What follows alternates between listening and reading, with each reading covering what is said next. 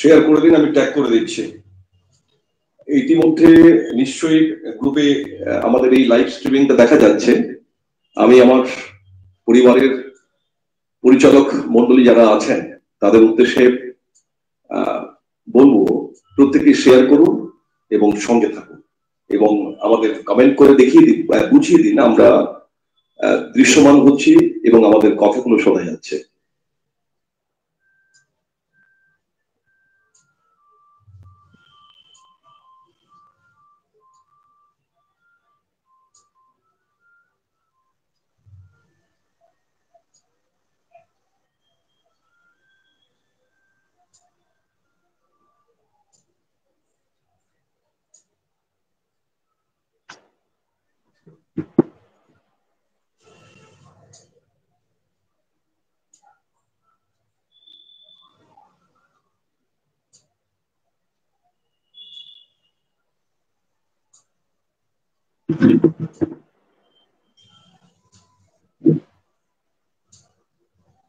একটু কমেন্টস করে সবাই বলবেন শোনা যাচ্ছে কিনা।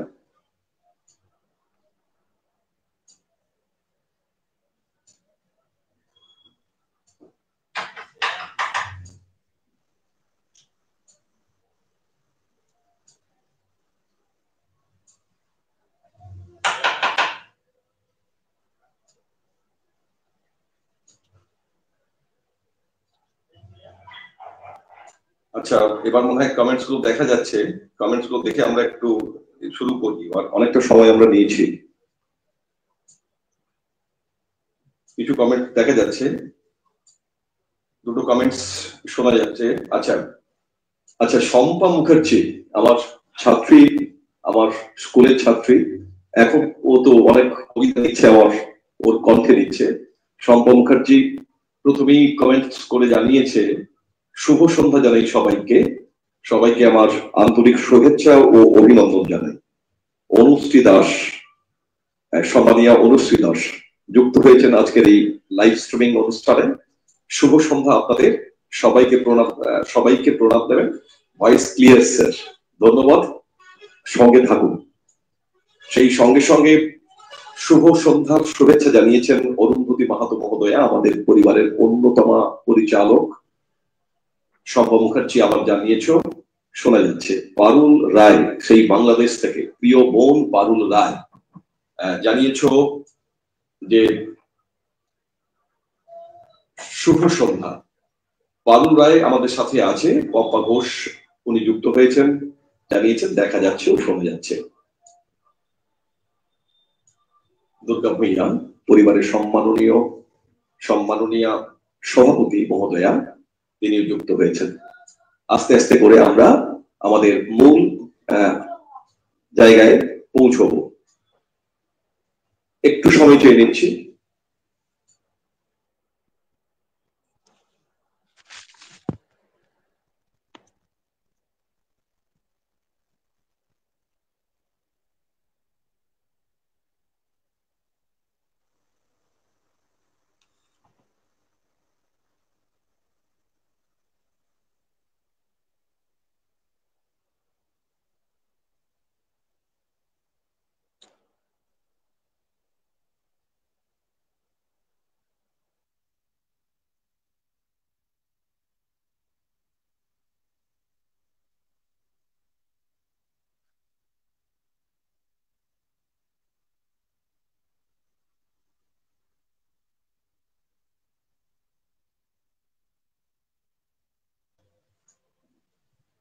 মক চেয়ে নিচ্ছি, আমার একটু সমস্যা হয়ে গেছে। আচ্ছা, আজকের এই লাইভ স্ট্রিমিং আমাদের শনিবারের যে পরিবারের রীতিমাফিক যে অনুষ্ঠান, কথায় কবিতায় কবির সাথে, আজকের আমরা সাথে পেয়েছি বাঁকুড়া জেলার কতুলপুর থানার অন্তর্গত তাজপুর গ্রামের কবি, সম্মাননীয়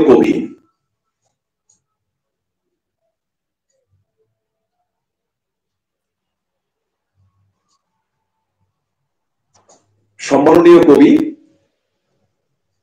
লাল মাটির প্রেমিক কবি, লাল মাটির দামাল ছেলে, আমাদের বর্ষিয়ান, আমাদের তরুণ বর্ষিয়ান তরুণ কবি, কবি অজিত কুমার দে। নমস্কার সকল কবি বন্ধুদের, নমস্কার। সেই সঙ্গে বলি, কবি অজিত কুমার দে একেবারে মাটি ছোঁয়া কবিতার কথা বলে। তার কবিতায় সেই মাটির সোনা গন্ধ, লাল মাটির দেশের আনাচ কানাচ, গাছ গাছালি, শাল মহুয়ার জঙ্গল, সবটাই খুঁজে পাওয়া যায় ফিরে ফিরে। তার লেখা কাব্যগ্রন্থগুলোর মধ্যে উল্লেখযোগ্য হল শাল মহুয়ার জঙ্গলে, শিমুল পলাশের বনপথে, লাল মাটির দামাল ছেড়ে এবং সবুজের ছোঁয়া। বিশিষ্ট কবি, বর্ষিয়ান কবি, তার আত্মীয়জন, আমাদের প্রিয় অজিত কুমার দে মহোদয়, যাকে আজকে দর্শক দরবারে হাজির করতে পেরেছি, তাকে শ্রদ্ধা জানাই পরিবারের পক্ষ থেকে। তারপরেই আমরা পরিচিত হয়ে নেব, আমরা আলাপ জমিয়ে নেব আমাদের সঙ্গে থাকা আরেক বিশিষ্ট কবি দিদি ভাই, কবি বকুল গাঙ্গুলী মহোদয়া, আমাদের প্রিয় বকুল গাঙ্গুলী মহোদয়া। তিনি বিশিষ্ট কবি শুধু নন, বাচিক শিল্পীও বটে। আমাদের পরিবারের সঙ্গে ওতপ্রোতভাবে সম্পৃক্ত থাকেন, ব্যাপৃত থাকেন সাহিত্যের নানা কর্মকাণ্ডে। সেই সঙ্গে সঙ্গে বলি, দুই বিশিষ্ট জন শুধুমাত্র কবি সাহিত্যিক নন, তারা সমাজের বিভিন্ন কাজের সঙ্গে নিজেদের যুক্ত করে রাখেন। বিভিন্ন সময়ে বিভিন্ন জায়গাতে তাদের দেখা যায় সমাজের বিভিন্ন টানে বিভিন্ন মানুষ জনেদের কাছে। একেবারে সরাসরি চলে যাব আমরা আমাদের কবি, লাল মাটির প্রেমিক কবি, কবি অজিত কুমার দে মহোদয়ের কাছে। শুনবো তার আত্মকথা, তার সম্পর্কীয় কিছু কথা। নমস্কার। দীপ্তভাগ সাহিত্য পত্রিকার সম্পাদক সত্যজিৎ ভূঁইয়া, ভাতৃপ্রতিম সত্যজিৎ ভূঁইয়া এবং পরিবারের সভাপতি মাননীয়া দুর্গা ভূঁইয়া, পরিবারের পরিচালন কমিটির প্রধান মাননীয়া দীপালি মণ্ডল এবং অরুন্ধতী মাহাতো, বিশিষ্ট কবি বাচিক শিল্পী,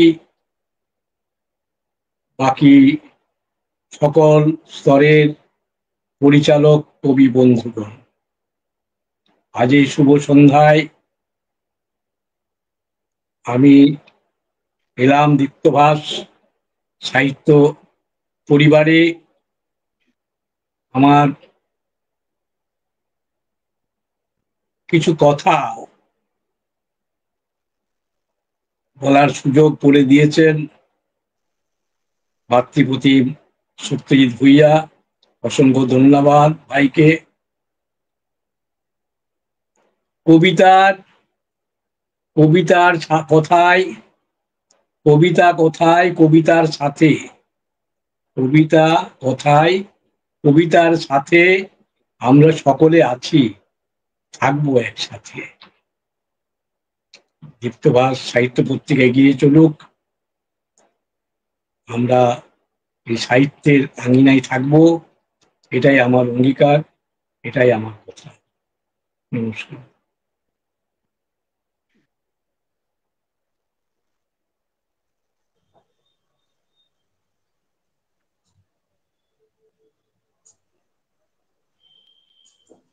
এরপরে সরাসরি চলে যাব আমাদের প্রিয় দিদি ভাই বকুল গাঙ্গুলি দিদি ভাইয়ের কাছে, শুনে নেব তার কিছু কথা।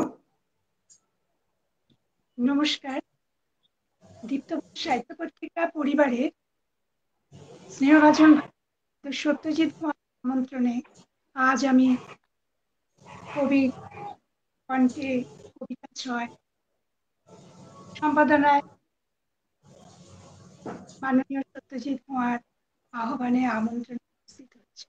দীপ্তবাস সাহিত্য পত্রিকা পরিবারের সম্পাদক মাননীয় সত্যজিৎ ভুয়া, সভাপতি মাননীয়া দুর্গা ভুয়া এবং পরিচালক প্রধান মাননীয়া দীপালি মণ্ডলকে আমার আন্তরিক শুভেচ্ছা, অভিনন্দন ও শুভকামনা জানাই। পরিবারের সমস্ত সদস্য, কবি, সমস্ত আমার আন্তরিক শুভেচ্ছা, অভিনন্দন। কণ্ঠে কবির কবিতা 6 এই অনুষ্ঠানে উপস্থিত হতে পেরে আমি আজ আনন্দিত। আমি অসংখ্য ধন্যবাদ জানাই স্নেহভাজন ভাই সত্যজিৎ কুমার এই প্ল্যাটফর্মে আমন্ত্রণ জানানোর জন্য। দীপ্তবাস সাহিত্য পত্রিকা পরিবারের সাথে আমি জড়িত, হয়তো সবসময় সময় দিতে পারি না, তবুও আমি এই পরিবারের কার্যাবলী, গুণাবলী, কর্মকাণ্ড দেখে অভিভূত, আপ্লুত। আমি আশা করছি ভবিষ্যতে দীপ্তবাস সাহিত্য পত্রিকা বিশ্বের দরবারে নিজ স্থান করে নেবে। আমার শুভকামনা ও শুভেচ্ছা রইল। নমস্কার। ধন্যবাদ জানাই দিদিকে।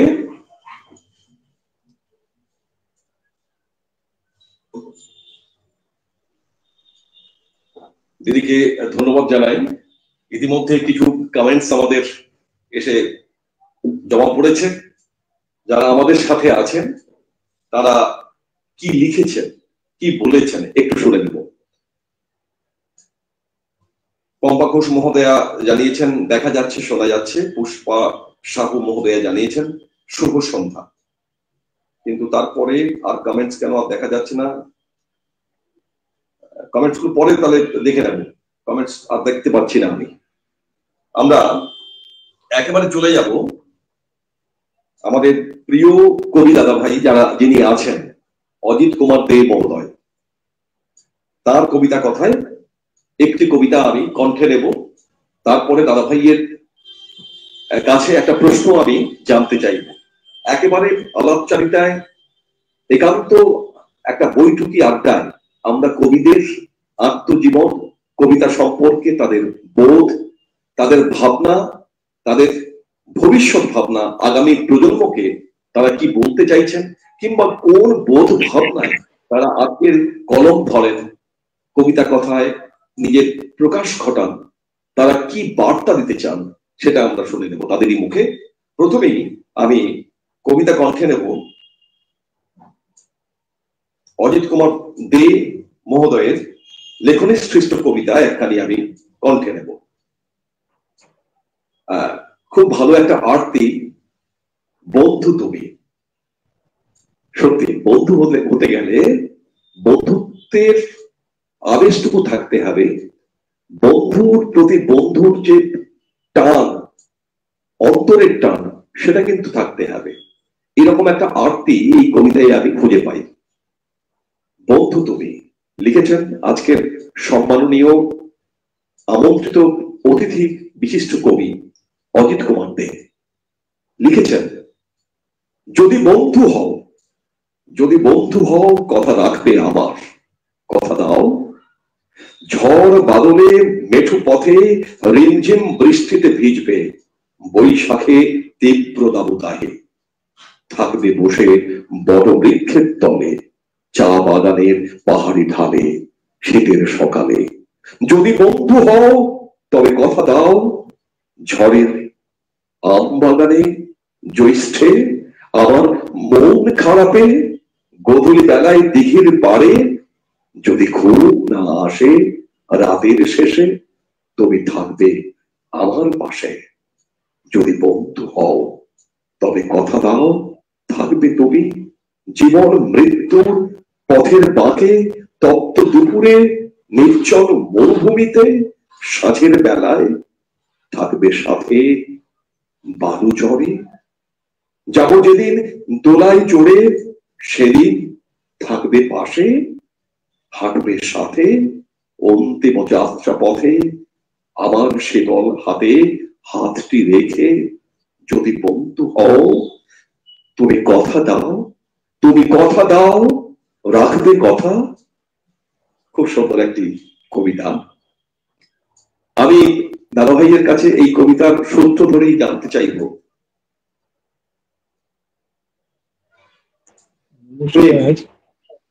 ভালোবাসা সাহিত্যের বা সহমত সাহিত্যের বিশেষ একটি উপজীব্য বিষয়।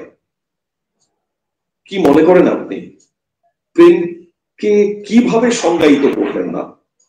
আপনার সৃষ্টিতে এমন কোন প্রেম বা সহমতের দোতনা রয়েছে কি? জানতে চাই অকপটে। কবিরা তো সবাই প্রেমিক হয়।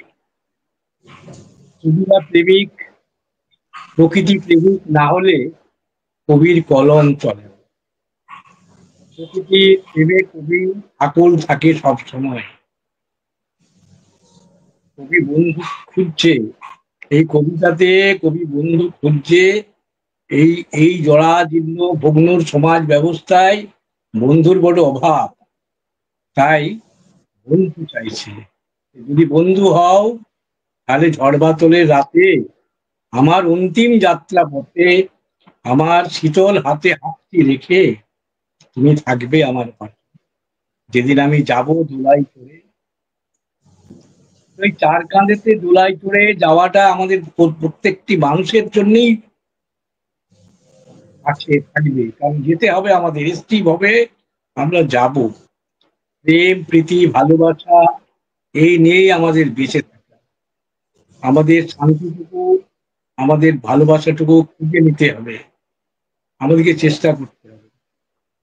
আমরা কল্পলোকে কবিরা ভাসি বেশিরভাগ সময়, কল্পনার আবেগে আমরা কবিতার প্রেমে আমরা কবিতাকে লিখি। আমার প্রেমিকা কবিতা, কবিতা আমার রাতের সহচরী, কবিতা আমার বান্ধবী। সে আমাকে জ্বালাতন করে, ঘুমোতে দেয় না রাতে, আমি তার সাথেই প্রেমে পড়ি। তাই প্রেমের কথা বলতে গিয়ে আমি লিখলাম একটা কবিতা, যে কথা হোক কাক ভরে আকাশের সাথে, কথা বলি মেঘেদের সাথে, সূর্য আলো দিলে তাকে খুব ভালোবাসি। কথা বলি মন খুলে শাল মহুয়ার জঙ্গলে, গাছ ফুল পাতা ফল মুকুলের সাথে, বসন্তে ফাগুনে ফাগুয়ার আগুনে, কথা বলি শিমুল ফুলেদের সাথে, কথা বলি দুজনে সুজনে মাখামাখি, এসো এসো কথা বলি তোমাতে আমাতে, পাখিদের সাথে কেন উড়ে বেড়ায় রাতের আকাশে, কেন যায় ওরা উড়ে পরবাসে, এসো কথা বলি চুপি চুপি সাগরের সাথে, কেন উন্মত্ত ঢেউ তুলে আসে বালুচর ভিজিয়ে দিতে, কথা বলি পাহাড়ের সাথে, কেন একা একা দাঁড়িয়ে আছে নীরবে নিভৃতে, কার সাথে কথা বলে, এসো তুমি পাশে বসে নদীর পাড়ে, করো কথা নদীর সাথে, কেন ছুটে চলে নদী সাগরের পানে, কি সুখ পাইছে সাগর সঙ্গমে, কথা বলি কানে কানে ময়ূরের সাথে, পেখম তুলে সে কেন নাচে, কি সুখ পাও তুমি মেঘের দেখা পেলে, এসো তুমি কথা বলি কানে কানে। এ তো প্রেম, এ তো কবির প্রেম, প্রকৃতি প্রেমে কবি আকুল, কবি প্রেমে পড়েছে শাল মহুয়ার জঙ্গলে।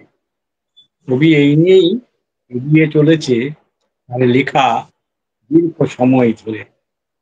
আমার কিশোর বয়স থেকে লেখার শুরু, যৌবনে লেখা আরো বেড়েছে।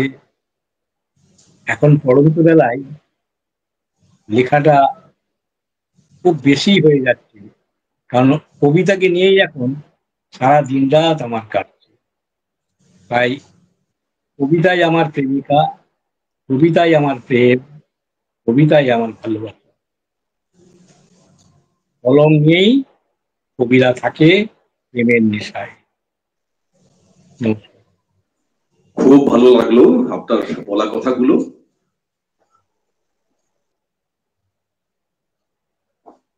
আজকের দীপ্তভাস সাহিত্য পত্রিকা পরিবারের পক্ষ থেকে যে শনিবারের রীতি বা প্রথা অনুযায়ী কথায় কবিতায় কবির সাথে এই অনুষ্ঠানে আমরা দুই বিশিষ্ট জনের সঙ্গে আজকে আলাপচারিতায় মগ্ন।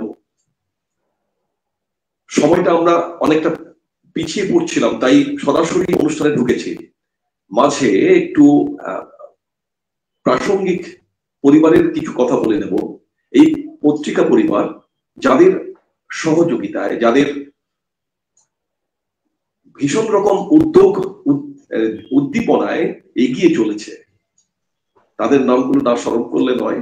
আমি প্রথমেই আমাদের পরিবারের দীপালি মন্ডল দিদি ভাইয়ের কথা বলবো, যিনি এই পত্রিকা পরিবারের খুব বড় একটা দায়িত্ব নিজের কাঁধে নিয়ে সামলান। সেই সঙ্গে সঙ্গে অরুন্ধতী মাহাতো মহোদয়া এই পরিবারের অন্যতম পরিচালিকা, যিনি তার মতো করে পত্রিকা পরিসরটাকে সাজিয়ে গুছিয়ে এগিয়ে নিয়ে যাওয়ার জন্য তৎপরতার সঙ্গে কাজ করেন।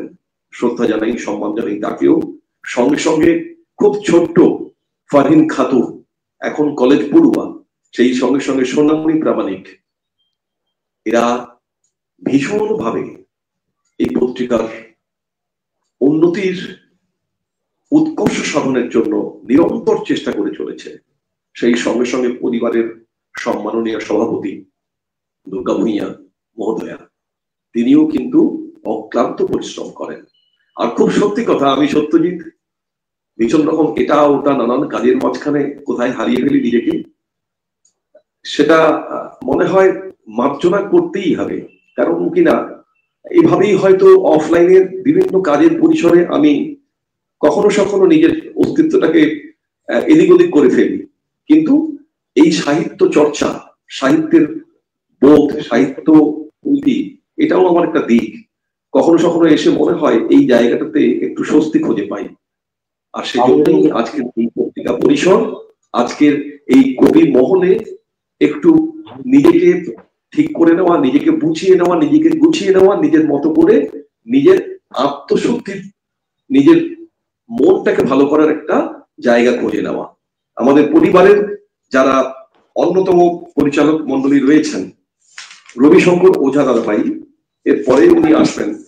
একটু পরিবারের এটা ওটা একটু সমস্যা হচ্ছিল, যিনি এই পরিবারের থিম সংটা রচনা করেছেন। আজকের থিম সংটা আমার গাওয়া হয়নি, সময়টা নিয়ে একটু তৎপর ছিলাম। আর দাদা ভাই জাস্ট বইমেলা থেকে ফিরলেন, তিনিও খুব ব্যস্ততম মানুষ ছিলেন, তো দেরি হচ্ছে দেখে অনেকেই বসেছিলেন, অনুষ্ঠান দেখছেন। এই জন্যই রীতি বা যে প্রথা অনুযায়ী আমরা শুরু করি সেটা করা হয়নি। আমি আমার পরিবারের সম্মাননীয় পরিচালক মন্ডলীর কাছে আমি তার মার্জনা চেয়ে নেব। পরিবারের অন্যতম যারা পরিবারকে সমৃদ্ধ করছেন, কাকুলি পড়ুয়া দিদি ভাই, শঙ্কর মন্ডল দাদা ভাই, উত্তম গোস্বামী দাদা ভাই, ভীষণ ভালো বাচিক শিল্পী, মাধবী বাগ দিদি ভাই, যিনি পরিবারকে সমৃদ্ধ করেন, অ্যাডমিন হিসেবে গল্পের বিভাগটাকে সামলান।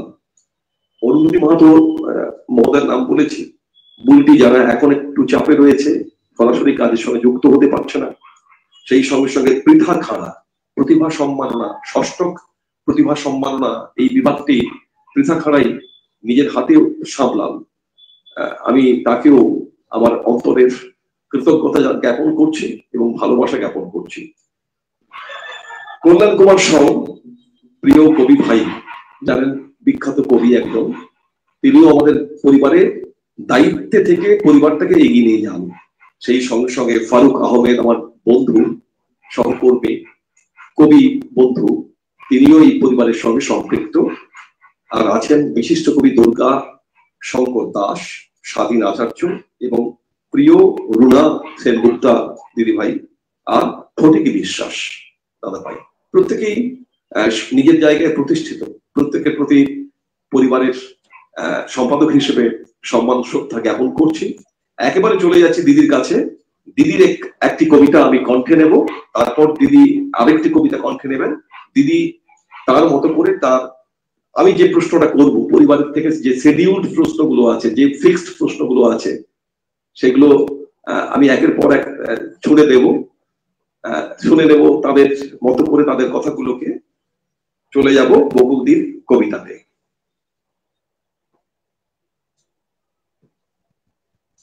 বৃদ্ধ বৃদ্ধ হচ্ছে, ক্রমাগত বৃদ্ধ হচ্ছে, মানুষের অমানবিকতায়, মিথ্যা প্রবঞ্চনায়।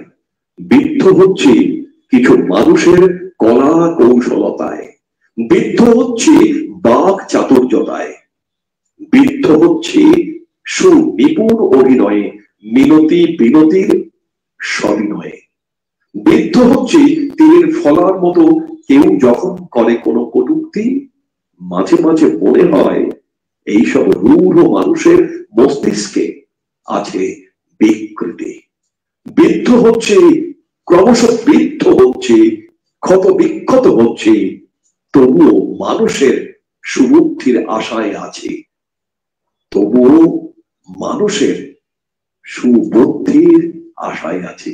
অপূর্ব এক সৃষ্টি দিদির লেখনীর এই বৃদ্ধ কবিতাটি আমি কণ্ঠে নিলাম। একেবারে দিদির কাছে চলে যাব। দিদি ভাই, আপনি বলবেন আপনার এই কবিতার প্রতি অনুরাগ, এই কবিতার প্রতি ভালো লাগা, সাহিত্যকে নিয়ে পথ চলবার ভাবনাটা ঠিক কোন সময় এসেছিল আপনার মধ্যে, এবং কি ভাবনাতে আপনি এই সাহিত্যকে সাথী করলেন? একেবারে দিদির কাছে শুনে দেব, আমাদের যারা সঙ্গে রয়েছেন তারাও শুনবেন। নমস্কার। খুব ছোটবেলা থেকে আমি যে পরিমণ্ডলে বড় হয়েছি, সাংস্কৃতিক এক জগৎ। বাড়ির দেখতাম ছোট থেকে সংস্কৃতির প্রতি অনুরাগ। বাবা ছিলেন রামকৃষ্ণ মিশনের সংস্কৃতের শিক্ষক, দাদাও ছিলেন রামকৃষ্ণ মিশনের সংস্কৃতের শিক্ষক। ছোটবেলা থেকে রামকৃষ্ণ মিশনে আমি পড়াশোনা করেছি। ক্লাস 4 পর্যন্ত ওখানে পড়েছিলাম, বৃত্তি দিয়ে আবার অন্য স্কুলে চলে গেছিলাম। ক্লাস 7-8 থেকে আমার মনে কবিতার ভীষণভাবে স্থান দখল করে। ছোটবেলায় বাবাকে এবং দাদাকে দেখতাম চণ্ডীপাঠ করতে, শুনে আমি সেই ছোটবেলায়, সেই শৈশবে অভিভূত হয়ে যেতাম। ভাবতাম, অবুঝ মনে ভাবতাম চণ্ডীপাঠ কি কবিতা? পরে আমি বাবার কাছ থেকে তার ব্যাখ্যা পেয়েছিলাম। যাই হোক, ক্লাস 7 থেকে আমি কবিতা লিখতে শুরু করি। লুকিয়ে লুকিয়ে খাতায় কবিতা লিখতাম। এখনো আমার মনে আছে, একটা ছোট কাঠের বাক্স ছিল, সেই বাক্সের ভিতরে খাতাগুলো বন্দি করে রাখতাম। ভয় ছিল যদি বাবা দাদারা দেখে ফেলে আমাকে বকাবকি। কিন্তু সব থেকে আশ্চর্য হয়ে যেতাম, আমার বাবা তো বকাবকি দূরের কথা, বাবা সবই বুঝতে পারতেন যে আমি কবিতা লিখি এবং সেগুলো লুকিয়ে বাক্সবন্দি করি। কোনোদিন বাবা এই নিয়ে আমাকে বকাবকি করেননি। যাই হোক, ক্লাস 7 থেকে কবিতা লেখা শুরু হয়। ক্লাস 8-এ উঠে আমি যে গার্লস স্কুলে পড়তাম, সেই স্কুলে দিদিমণি অঞ্জলি দির তত্ত্বাবধানে মানে আমার সমস্ত কবিতা আমি তাকে দেখাতাম। অঞ্জলিদি তো ভীষণ ভীষণ ভাবে খুশি হতে, সমস্ত কবিতায় উৎসাহ দিতেন এবং আমাকে নাটক করার জন্য, স্কুলের সমস্ত সাংস্কৃতিক অনুষ্ঠান করার জন্য নিয়োজিত করতেন। আমার এখনো মনে আছে, ক্লাস 9-এ বাহুবল বাক্যবল প্রশ্নের উত্তরে আমি যেভাবে লিখেছিলাম, সেই লেখায় আমি আদৌ সন্তুষ্ট হতে পারিনি। ঘন্টা পড়ার আগে আমার লেখা শেষ হয়ে গেছিল। তারপরে যখন আমি সেগুলো পড়ে দেখছি, আমার মনে হচ্ছে কোথাও যেন আমার ভাষার তারতম্য হচ্ছে, আমার আরো সুন্দর ভাষা চাই, এ ভাষায় আমার মনোপুত হচ্ছে না বলে সেই প্রশ্নের উত্তর আমি পুরোটা কেটে দিয়েছিলাম, দিয়ে আবার বাহুবল বাক্যবলের উত্তর লিখেছিলাম। যাই হোক, বাংলা ভাষার প্রতি আমার ভীষণ অনুরাগ ছিল ছোট থেকে। আমি বিদেশি ভাষাকে পছন্দ করতাম না। সবসময় ভাবতাম বাংলায় এত অমূল্য রত্ন রয়েছে, এই অমূল্য ভান্ডারকে অবহেলা করে আমি বিদেশি ভাষায় কেন অনুরক্ত হব। যাই হোক, এই ভাবনা থেকে বোধহয় আমার সাহিত্য প্রেম, কাব্য প্রেম এসেছিল।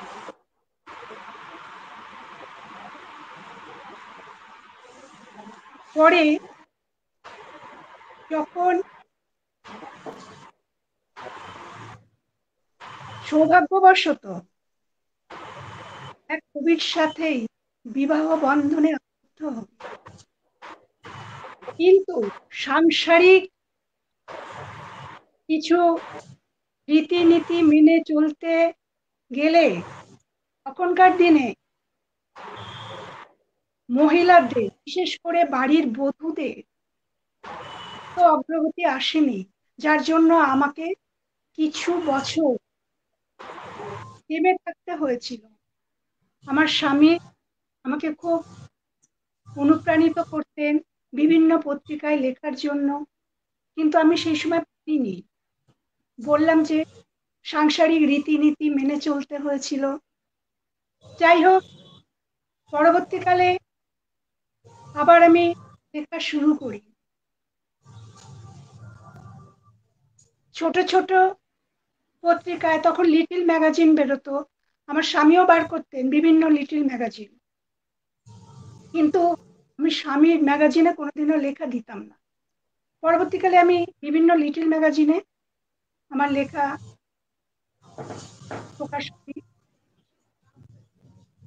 তারপর কিছু বছর এইভাবে চলতে চলতে সাংস্কৃতিক জগৎ ও সাহিত্য জগৎকে মনে প্রাণে আঁকড়ে ধরেছি।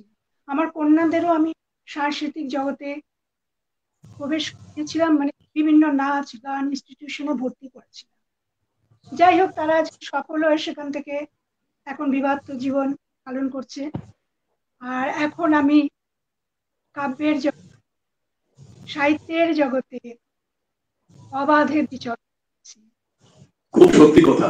দিদিকে ভীষণ ভাবে আমরা পাই সাহিত্যের এই পরিসরে। কখনো ক্লান্তি দিদির মধ্যে আমরা লক্ষ্য করিনি। যে কোনো সময় লাইভ করতে বললেই উনি লাইভ করেন, কবিতা কণ্ঠে নেন, কবিতা লেখেন, এবং কবিতার পরিমণ্ডলে, কবিতা বাসরে, সাহিত্য বাসরে তাকে কিন্তু সশরীরে উপস্থিত হতে দেখা যায়। দিদিকে ধন্যবাদ। দিদির কাছ থেকে শুনে নেব দিদির আরেকটি লেখনের শ্রেষ্ঠ কবিতা, স্বরচিত কবিতা, দিদির কণ্ঠে শুনে নেব। দিদি কিন্তু বাচিক শিল্পী।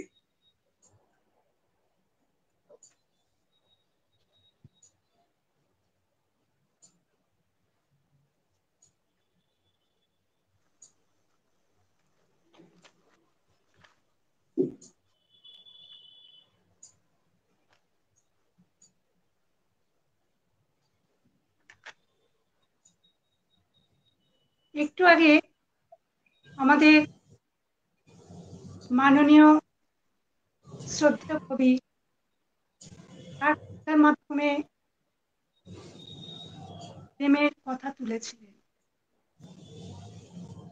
আমি নিজেই এখন উপস্থাপিত করছি। প্রেমকে আমি 3 পর্যায়ে ভাগ করি: ভগবত প্রেম, প্রাকৃতিক প্রেম এবং মনুষ্য। এই 3টি প্রেম যখন একত্রে একীভূত হয়ে যায়, তখন মানুষের মনে কাব্য, সাহিত্য, সৃষ্টি, শিল্প বিভিন্ন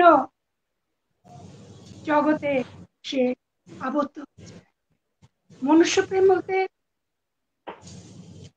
স্বামী স্ত্রীর প্রেম, বা আমি কাউকে হয়তো ভালোবাসি, প্রেম, সেই প্রেম বোঝে। কিন্তু আমি তার মধ্যে বলেছি ভগবত ভগবত প্রেমে যদি আমরা উদ্বুদ্ধ হই, তাহলেই আমাদের প্রেম সার্থক। সেটা মনুষ্য হতে পারে, প্রকৃতি। যাই হোক, আমি সেই বিষয়ে একটি কবিতা কণ্ঠে দিচ্ছি। ছাই চাপা আগুন। প্রথম যেদিন আমাকে দেখেছিলে, সেদিন বলেছিলে, এই যে ছাই চাপা আগুন, এই যে ছাই চাপা আগুন, আমার হৃদয়ে দাও দাও আগুন। আমার হৃদয়ে তখন দাও দাও আগুন। চেয়ে দেখি চারিদিকে, অশোকে পলাশে শিমুলে লেগেছে ফাগুন। চেয়ে দেখি চারিদিকে, অশোকে পলাশে শিমুলে লেগেছে ফাগুন। ওহ, কি ফাগুন! আমার হৃদয়ে তখন দাও দাও আগুন। আমার হৃদয়ে তখন দাও দাও আগুন। ভালোবাসা ফাগুন, প্রেমে ফাগুন। ফাগুন তখন চলনে বলনে, ফাগুন আমাদের আলাপ আলাপনে। যেদিকে তাকাই শুধুই ফাগুন, যেদিকে তাকাই শুধুই ফাগুন, শুধুই ফাগুন। আমাকে দেখে সেদিন বলেছিলে, তোমার মধ্যে ছাই চাপা আগুন। আমার হৃদয়ে তখন দাও দাও আগুন। সব ফাগুনেও আগুনে, আলাপ আলাপনে, কবিতা ও গানে, আমার ফাগুন তোমার আগুন, গচ্ছিত রেখেছি হৃদয়ে মোর। চুরি যেন কেউ করতে না পারে এই ফাগুনের আগুনের বন্ধন মোর। চুরি যেন কেউ না করতে পারে এই ফাগুনের আগুনের বন্ধন মোর। খুব ভালো লাগা একটি কবিতা আপনি কণ্ঠে নিলেন, খুব ভালো লাগলো আমাদের। তবে আপনার প্রেম সম্পর্কিত ব্যাখ্যা শুনলাম, জানলাম, কিন্তু এটা জানতে পারলাম না আপনার এই সৃষ্টির, আপনি বলেছেন আপনার প্রতিদেবতা আপনার সঙ্গে রয়েছেন, কিন্তু একেবারে অকপট। আমি যেমন কবিতা লিখলে, যেমন পরি সিরিজ, মন পাখি সিরিজ, তুই সিরিজ, যখন কবিতাগুলো আমি লিখেছি, অনেকেই আমাকে জিজ্ঞাসা করেছে, আচ্ছা তোর ওই তুইটাকে, তোর ওই পরিটাকে, তোর ওই মন পাখিটাকে, কিরকম একটা আবেশ, হয়তো কেউ, হয়তো কেউ, অবশ্যই কেউ। তো সেরকমই আপনার সৃষ্টির দ্যোতনা আপনি কাকে চিহ্নিত করবেন, যতটা বলা যায়, পুরোটা জানতে চাই না। আমার সৃষ্টির দ্যোতনা আমার স্বামী।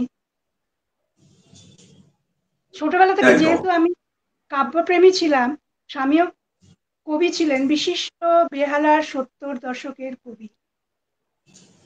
যাই হোক, আমার কিছু প্রেমের কবিতা তার উদ্দেশ্যে, তাকে নিয়েই লেখা।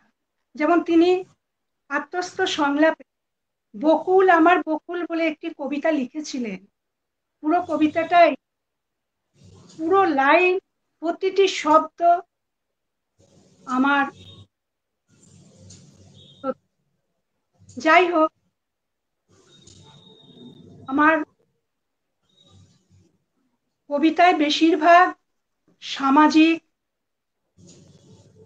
অধুনা যেসব ঘটনা ঘটছে সেই পটভূমিকায় আমি লিখি, কিন্তু কিছু তার মধ্যে আছে ভগবত প্রেম, আধ্যাত্মিক জীবন নিয়ে লেখা, আর কিছু আছে প্রেমের কবিতা। যে প্রেমের কবিতাগুলো আমি লিখেছি হয়তো খুবই কম। আমি দীপ্তবার সাহিত্য পত্রিকায় বোধহয় একটা কবিতা লিখেছিলাম, দুঃখ করে প্রেমের কবিতা আমি লিখতে পারি না, সত্যি তাই। কিন্তু কয়েকটি আমি চেষ্টা করেছি, কারণ প্রেমের কবিতা লিখতে গেলে আমার তখন বঞ্চিত ক্লিষ্ট মানুষের মুখগুলো মনে পড়ে।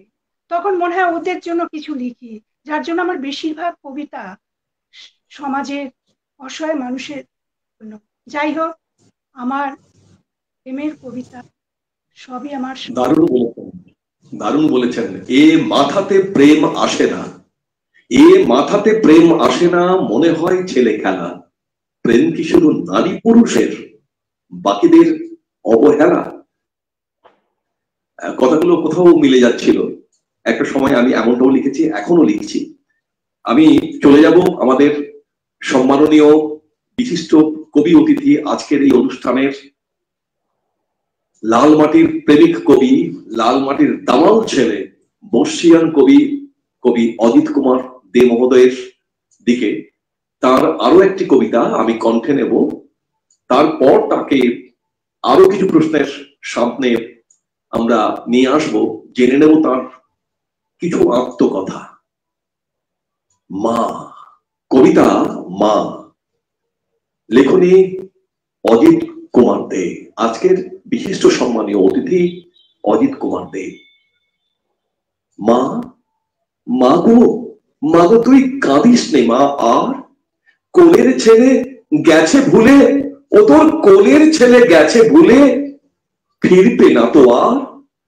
মা, মা তুই কাঁদিস নে, তুই কাঁদিস নে আর, ছেলে তোর বিদেশ গেছে, বউকে পেয়ে সুখেই আছে, মাকে আর মনে পড়ে না, নারীর টান ছিঁড়ে গেছে, তুই নিচে আর কাঁদিস না।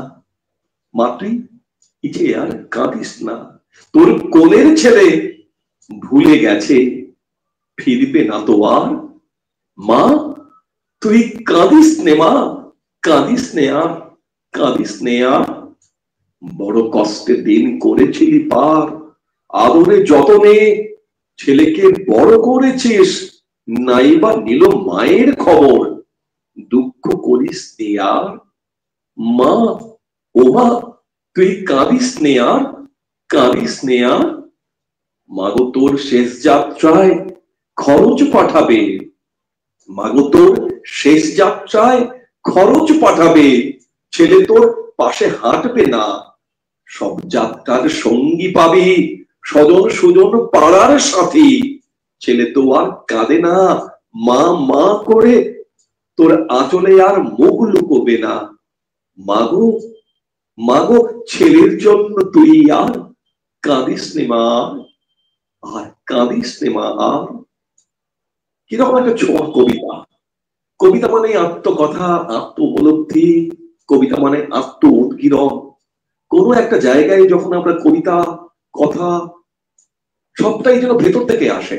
আমার তো মনে হয় না কোন সৃষ্টি বসে বসে বানিয়ে লেখা যেতে পারে বলে আমার মনে হয় না।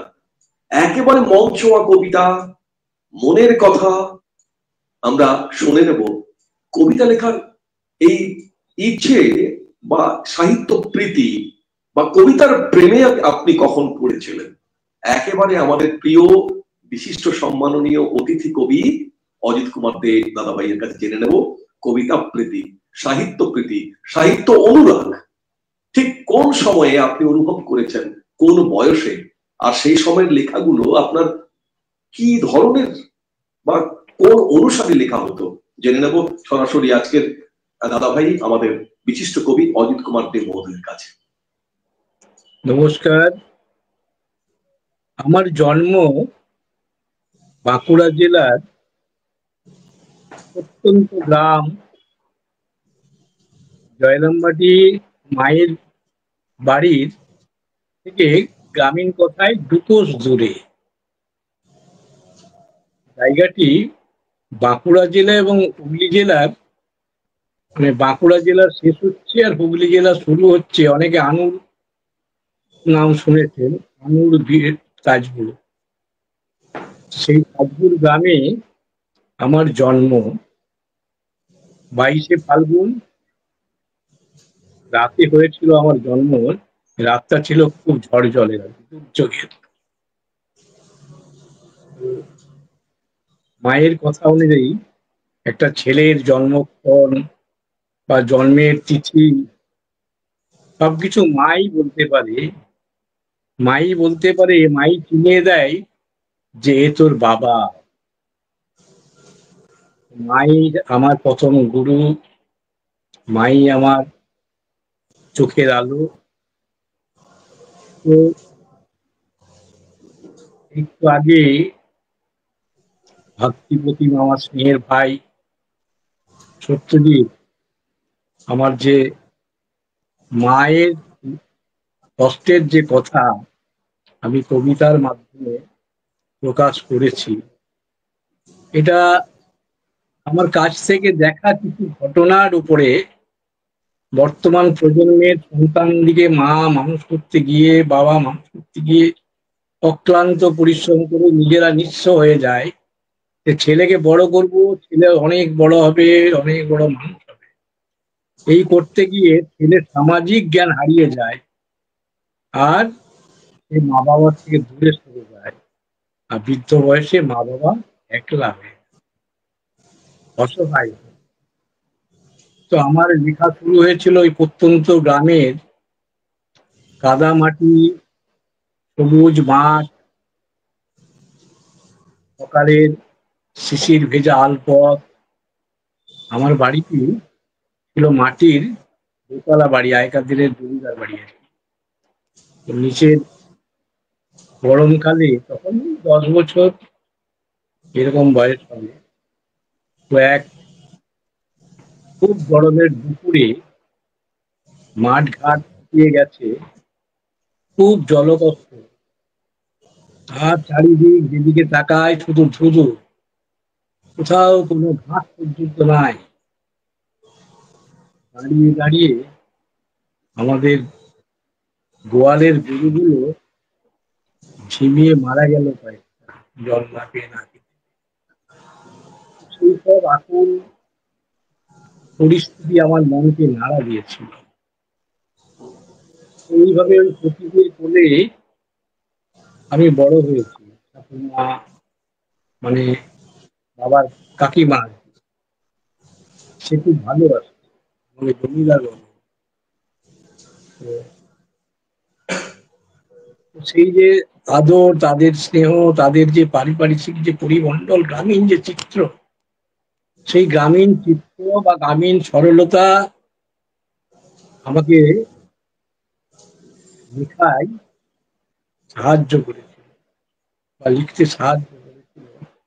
মানুষের কথা, প্রকৃতির কথা আমার প্রতিটি কবিতাতেই আছে। আপনারা যদি 10টা কবিতা পড়েন, 10টা কবিতাই লাল মাটি, শাল, সেগুন, মহুয়া আর পাখি, কলরব, শিশির ভেজা মাঠ, সকালে সূর্য বা সকাল, গোলাপের কুড়িতে সকালে সূর্য উঠছে, এই সব নিয়েই আমার কবিতা। তো কবিতার প্রেমে পড়েছি ওই বয়স থেকেই।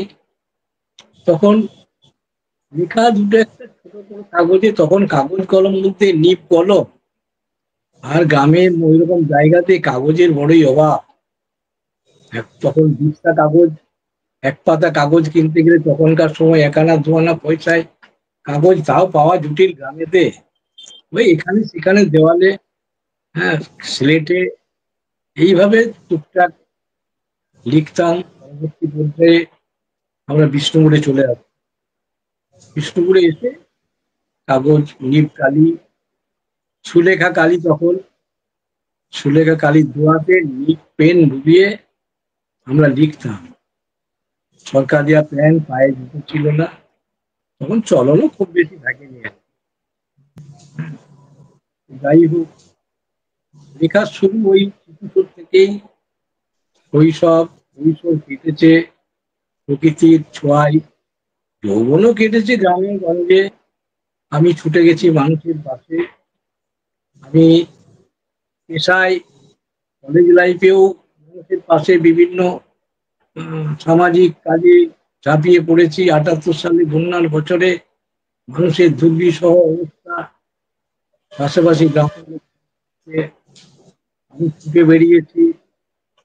বিভিন্ন ডাক্তার কাছে আমি থাকতাম আর কি, তাদের চেম্বারে কম্পাউন্ডার হিসাবে এক ডাক্তারবাবুর কাছে ছিলাম। তখনকার সময় খুব নাম করা ডাক্তার। তো তার কাছে প্রচুর স্যাম্পেল আসতো। তো সেই সব স্যাম্পেল ওষুধ ডাক্তারবাবুকে বলেছি যে এগুলো নিয়ে আমি যাচ্ছি গ্রামে গঞ্জে, মানুষের অবস্থা তো খাবার পয়সা নাই, ওই এই বন্যার জলের প্রকোপে মানুষের পেটের অসুখ আর জ্বর হচ্ছে খুব। তো আমি যদি এই স্যাম্পেল ওষুধ আপনার গুলো নিয়ে যাই, যদি তাদের পাশে দাঁড়াই, সঙ্গে সঙ্গে উনি বলেছেন তুমি নিয়ে যাও, যত ওষুধ আছে স্যাম্পেল, মানুষের পাশে তুমি দাঁড়াও, থাকো মানুষের পাশে। উনি খুব সামাজিক মানুষ ছিলেন, ওনারও সেই সহযোগিতা পেয়েছিলাম। তো এক হাঁটু জল কাদা ভেঙে, জলা মাটি জঙ্গল, মানুষের দরজায় দরজায় ঘুরে গ্রামীণ চিকিৎসা পরিষেবাটা আমি দিয়েছি দীর্ঘ 30টা বছর। তখন জঙ্গলে ভয় ছিল, বেশ কয়েকবার মানে যারা বলি আর কি ডাকাতি করে, যারা ডাকাত সন্ধ্যাবেলায় বা ভোরের বেলায় করেছি তাদের সামনে, তারা কেউ চিনতে পেরেছে বলে আমার জীবনটা ঘুরে এসছে, তাদের দলের মধ্যে কেউ চিনতে পেরেছে বলে ছেড়ে দিলে আমাদের ডাক্তার ওনার কাছ থেকেই আমরা ওষুধ খাই, আমাদের ছেলে মেয়ের কোনো কিছু হলে। তারা মদে মত্ত মাতাল, তাদের বাহ্যিক জ্ঞান নেই, কিন্তু আমাকে চিনতে পেরেছে। একদিন রাতের একটা ঘটনা ছোট বলি, মনে পড়ে যাচ্ছে। কোথায় কোথায় আমাদের তো কবিতা হয়, তো কোথায় কোথায় কবিতা লেখা আমাদের হচ্ছে, কি বলবো, ত্রিনয়ন যার আছে।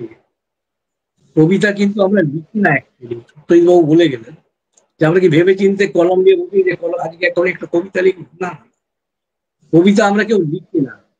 কবিতা আসে, কবিতা আমার ত্রিনয়নে আসে, আমার ভাবনায় আসে, আমার কল্পলোকে এসে আমার দরজায় কড়া নাড়ে যে কবি উঠো, আমি ঘুমাচ্ছি। রাত 3টে, কালী পুজোর রাত, রাত 3টে সবে চোখের পাতা লেগেছে, তখন একটা কবিতা লিখি। মোবাইলে ওটা করছি তো, তাই ওই কবিতা শোনাতে পারলাম না। আমার ল্যাপটপটা আজকে আমি রেডি করতে পারলাম না, ছেলেও একটু বাইরে আছে, ছেলে থাকলে তার ল্যাপটপটা রেডি করে দিত, তাহলে ওই কবিতাটা শোনাতে পারতাম। যে লিখে ফেললাম একটা বড় কবিতা। তা আমি লিখিনি, কিন্তু কবিতা আমার প্রেমিকা, সে আমাকে জাগ্রত করে লেখানো পড়িয়েছে। আমরা আমরা যারা কবি, আমরা শব্দ কুড়িয়ে বেড়াই। কোথায় শব্দ কুড়াই? শিউলি তলায়, সকালবেলায় ভোরের শিশির ভেজা শিউলি তলায় আমরা কবিতার শব্দ কুড়িয়ে পাই রাতের ফুটপাতে, অসহায় মানুষের ভিড়ে। মায়ের কান্না, মা বৃদ্ধাশ্রমে কাঁদছে, ছেলে সংসারে স্ত্রী পুত্র পরিবার নিয়ে সুখে আছে, মাকে বৃদ্ধাশ্রমে রেখেছে। তো আমরা শব্দগুলো, কবিরা, লেখকরা, সাহিত্যিকরা শব্দগুলো ওইখানে খুঁজে পায়। সেই টুকরো টুকরো রঙিন শব্দগুলো, লাল নীল সবুজ শব্দগুলোকে সাজিয়ে মালা গেঁথে আমরা কবিতা, গল্প, উপন্যাস লিখি। তো এইভাবেই আমার লেখা শুরু। এরপর শহরে এসে কলেজে যখন পড়ি, তখন ওই সারাটা দিন প্রায় কলেজ ফাঁকি দিয়ে আটচালায় বসে, কলেজের পাশে আটচালায় বসে কবিতা লিখেছি, বন্ধুদের সঙ্গে গল্প করতে করতে কবিতা লিখেছি। আমার কবিতা লেখাটা ধরনটা কিন্তু আলাদা। অনেকে চায় নির্জন, হ্যাঁ, নির্জনে বসে নাহলে লেখা হয় না। আমি, আপনারা হয়তো শুনলে ভাববেন, আমি, আমার সদর দরজাটা হচ্ছে মেন রোডের পাশে, আর আমি সেই ড্রেনের উপরে প্লেট ফেলা আছে বাড়ি ঢোকার, তো ওরা প্লেটের উপরে চেয়ার নিয়ে সকাল থেকে 10টা পর্যন্ত বসে থাকে। আর আমার কবিতা তখন লেখা, আগের মতো আর কাগজ কলম দিয়ে লেখা হয় না। তো আমি এই জন্য একটা কবিতা লিখতেছিলাম যে কলম কাগজ আগলে রাখলে গোপনে, কবি তুমি, কবি তুমিও মোবাইলে ব্যস্ত, কাগজে লেখা তুমি বন্ধ করলে মোবাইলে লিখছো কবিতা। বোকা বাক্স, মোবাইলে লেখার সুবিধা হচ্ছে, খাতার পাতা হচ্ছে না নষ্ট, কলমের আর দরকার পড়ছে না, চলার পথে মোবাইল সঙ্গী দিনে ও রাতে, শব্দার্থ সঠিক শব্দ সবকিছুই তো হাতের কাছে। কবির লেখা ছাপার অক্ষরে, তাই তো কবি কলম খাতা ছেড়েছে, ব্যবহার বেড়েছে মোবাইলে। তো আমরা মোবাইল কলম ছেড়েছি, সেদিনের সেই নিব পেন কালি নেই, সেদিনের সেই দোয়াত সুলেখা কালির দোয়াত সেটা নেই, আমরা হারিয়ে ফেলেছি। তাই লিখলাম, কবি তুমিও হলে ব্যস্ত মোবাইলে, গ্রন্থাগারে বই পড়ে না কেউ, যত বই পড়ে মোবাইলে। গ্রন্থাগারে বই পড়ে না কেউ, যত বই পড়ে মোবাইলে, স্কুলের ক্লাস বয়কট করে মোবাইলে অনলাইনে ক্লাস করে। স্কুল গণ্ডির মধ্যে বন্ধুত্ব কমেছে, যুবক যুবতী অসহিষ্ণু হয়ে পড়েছে, মানুষের প্রতি মানুষের দূরত্ব বাড়ছে। তাই আমি লিখছি, আমিও ভুল করছি, কিন্তু আমি লিখছি এখানে কবিতায় যে কবিদের মোবাইলে লেখা বন্ধ হোক। কবি তুমি লিখো কলমের কালিতে, খাতার পাতায় তোমার কবিতা লেখা হোক। খাতার পাতায় কবি তোমার কবিতা লেখা হোক। তো এইভাবেই আমার লেখা, আমার এগিয়ে চলা, আমার সময় দিন রাত পার করা। আর এখন দেওয়ালের চারি দেওয়ালের বন্ধ ঘরে, হ্যাঁ, সাঁঝের বেলায় এখন তো ধীরে ধীরে অন্ধকার নেমে আসছে জীবনে। তাই আলোর দিশারি আমার প্রেমিকা কবিতা। নমস্কার। খুব বাস্তবসম্মত কিছু কথা আমাদের প্রিয় কবি, আমন্ত্রিত শ্রদ্ধেয় কবি, বর্ষিয়ান কবি, আমাদের আত্মজন, কবি আত্মজন, কবি অগ্রজ অজিত কুমার দে মহোদয়ের কাছ থেকে শুনছিলাম। খুব সত্যি কথা, কবিতা লিখবো বললে কিন্তু লেখা যায় না। লেখার জন্য একটা পরিস্থিতির সম্মুখীন হতে হয়, সেই পরিস্থিতিটাই প্রতিফলিত হয় কবিতায়। তার মাঝে একটু শুনে নেব আমাদের সাথে কবি বন্ধুরা আছেন, তাদের কিছু কথা, যারা আমাদের এই অনুষ্ঠানটাকে উপভোগ করছেন অন্তর দিয়ে এবং দুই বর্ষিয়ান কবির প্রতি শ্রদ্ধায়। অনেক কমেন্টস পড়ে গেছে, আসলে কমেন্টস এর থেকেও আমরা কোথাও একটা বুধ হয়ে যাচ্ছিলাম আপনাদের আত্মকথাগুলো শোনার জন্য।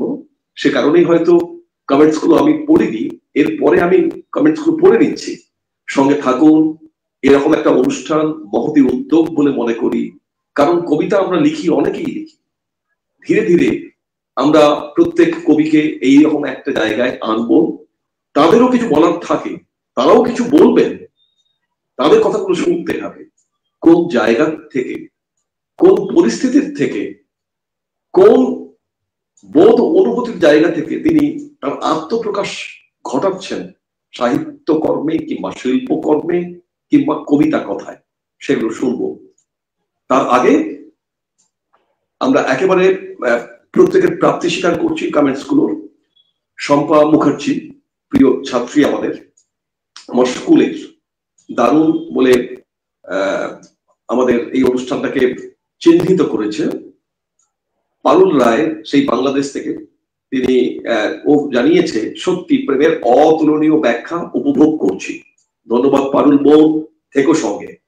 রিমঝিম ভৌমিক, শ্রদ্ধেয়া ম্যাডাম, সম্মাননীয় শিক্ষিকা, উনিও ইংলিশে, উনি জানিয়েছেন শুভ সন্ধ্যার অনেক অনেক শুভেচ্ছা জানাই।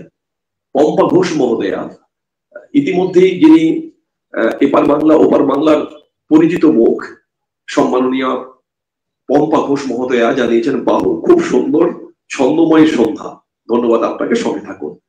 শুভমিতা বিশ্বাস, আমাদের কবি মহোদয়া শুভমিতা বিশ্বাস, উনি জানিয়েছেন সকল গুণীজনেদের জানাই আন্তরিক শ্রদ্ধা ও শুভেচ্ছা, ধন্যবাদ আপনাকে, সঙ্গে থাকুন। সাহা বিকাশ, কবি সাহা বিকাশ, প্রিয় ভাই, আমাদের কবি ভাই, উনি জানিয়েছেন ভীষণ সুন্দর অনুষ্ঠান হচ্ছে দাদা, সঙ্গে থাকতে হবে, অনুষ্ঠানটাকে উপভোগ করতে হবে, অনুষ্ঠানটাকে আরো এর সাফল্যটাকে সুনিশ্চিত করতে হবে। কোনো একদিন সাহা বিকাশকেও আমরা চাই আমাদের এই অনুষ্ঠান পরিসরে, তারও আত্মকথা শুনে নেব, কারণ সাহা বিকাশের কিছু কবিতাও আমাকে ছুঁয়ে যায়। আমি দু একটা কবিতা বাছাই করে রেখেছি, কণ্ঠে নেব, নিশ্চয়ই নেব। শম্পা মুখার্জি আরো জানিয়েছ দারুণ হচ্ছে উপস্থাপন। রিমঝিম ভৌমিক, উনি জানিয়েছেন খুব সুন্দর অনুষ্ঠান, দারুণ উপভোগ করছি, ধন্যবাদ। আর হাবিবা খাতুন, এক সমাজকর্মী, পরিবেশ কর্মী, আমার প্রিয় দিদি হাবিবা খাতুন, খুব ভালো লাগছে দিদি এই অনুষ্ঠানে উপস্থিত হওয়ার জন্য, খুব সুন্দর অনুষ্ঠান বলে আমাদের এই কমেন্টস আমাদের অনুপ্রাণিত করলো। খুব সুন্দর অনুষ্ঠান হচ্ছে, উপভোগ করছি, লিখেছ শম্পা মুখার্জি। কাকলি বিশ্বাস মহোদয়া যুক্ত হয়েছেন, তিনি জানিয়েছেন শুভ সন্ধ্যা, দুঃখিত অনেক দেরি হয়ে গেল। ধন্যবাদ, আপনি থাকেন, আপনি তো পরিবারের সঙ্গে ওতপ্রোতভাবে জড়িত। আপনি আমার কবিতা খুব প্রসঙ্গত বলি, আমার বেশিরভাগ কবিতাই কিন্তু কাকলি বিশ্বাস মহোদয়া কণ্ঠে নিয়েছেন। আমার অন্তরের শ্রদ্ধা, সম্মান এবং মর্যাদা তার প্রতি আমি এই প্ল্যাটফর্মে জানাচ্ছি, কারণ উনি সত্যজিৎকে সত্যজিৎ হিসেবে তুলে ধরার ক্ষেত্রে উনি এক বড় ভূমিকা নিয়েছেন। কারণ কোনো একটা কবিতা উনি ছাড়েননি, কোন কোন জায়গা থেকে উনি বের করে পড়েন আমিও নিজেও জানি না। ধন্যবাদ আপনাকে। কবিতায় পম্পা, হ্যাঁ পম্পা ভট্টাচার্য, তিনি লিখেছেন খুব সুন্দর অনুষ্ঠান উপভোগ করছি, ধন্যবাদ মহোদয়া, সঙ্গে থাকুন, আপনিও খুব গুণী জন, আপনার পোস্টগুলো দেখি আর মুগ্ধ হই, সঙ্গে থাকছি, সঙ্গে রাখুন, সঙ্গে থাকুন। রবীন্দ্রনাথ মন্ডল, কবি দাদা ভাই লিখেছেন অসম্ভব সুন্দর অনুষ্ঠান হচ্ছে, ভীষণ উপভোগ্য, ধন্যবাদ আয়োজক কর্তাদের। ধন্যবাদ, আপনাকেও সঙ্গে থেকেছেন, কোনো একদিন আপনাকেও চাই এভাবে চলতে থাকুক আমাদের সাহিত্য চর্চা, এই পথ চলার যে পরিক্রমণ, পথ চলার যে দোতনা, আপনারাই আমাদের সঙ্গে থাকবেন, আপনাদের সঙ্গে নিয়ে আমরা পথটা হাঁটবো। পারুল রায়, সেই বাংলাদেশ থেকে, প্রিয় বোন, সুন্দর জীবন কথা, ধন্যবাদ, সঙ্গে থাকতে হবে। কল্যাণী ব্যানার্জি দিদিভাই লিখেছেন সুন্দর অনুষ্ঠান। কাকলি বিশ্বাস মহোদয় লিখেছেন প্রিয় বকুল দিদি ভাইয়ের কণ্ঠে আর কবিতা লেখায় গুরুর অভিজ্ঞতা শুনছি, খুব ভালো লাগছে, ধন্যবাদ আপনাকে, সঙ্গে থাকুন। পূর্ণিমা দেব দিদি ভাই লিখেছেন শুভ সন্ধ্যা। কাকলি বিশ্বাস মহোদয় লিখেছেন ভীষণ ভালো অনুষ্ঠান হচ্ছে, শুরুর দিকটা মিস করেছি, পরে দেখে নেবো। হ্যাঁ ধন্যবাদ, আপনি নিশ্চয়ই দেখে নেবেন, সঙ্গেও থাকবেন। সৌমিতা বিশ্বাস মহোদয় লিখেছেন শ্রদ্ধেয় দিদি ভাইয়ের জীবনের কথা শুনে ভীষণ ভালো লাগলো এবং অনুপ্রাণিত হলাম, শ্রদ্ধা জানাই দিদি ভাইকে। মাধবী বাগ দিদি ভাই আমাদের পরিবারের অন্যতম এক বিশিষ্ট জন এবং বাচিক শিল্পী, কবি, এবং আমাদের পরিচালক যে পরিচালক মন্ডলীর অন্যতম মাধবী বাগ দিদি ভাইয়ের সঙ্গে রয়েছেন, উনি জানিয়েছেন শুভ সন্ধ্যা, আসতে একটু দেরি হলো। প্রসঙ্গত বলি, দিবালী দিদি ভাই আজ নেই, আমাদের সাথে থাকতে পারবেন না, কারণ আজকে চোখের অপারেশন, ছানি অপারেশন থেকে হচ্ছে, সকালে জানিয়েছিলেন। দিদি ভাইয়ের সঙ্গে এখনো খোঁজ নেওয়া হয়নি, কেমন আছেন জেনে নিন। কাকলি বিশ্বাস মহোদয় লিখেছেন বাহ, অসাধারণ প্রিয় বিষয়ে বললেন, খুব ভালো লাগলো। ইন্দ্রাণী সান্যাল দিদি ভাই লিখেছেন শুভ সন্ধ্যার এক রাস শুভেচ্ছা।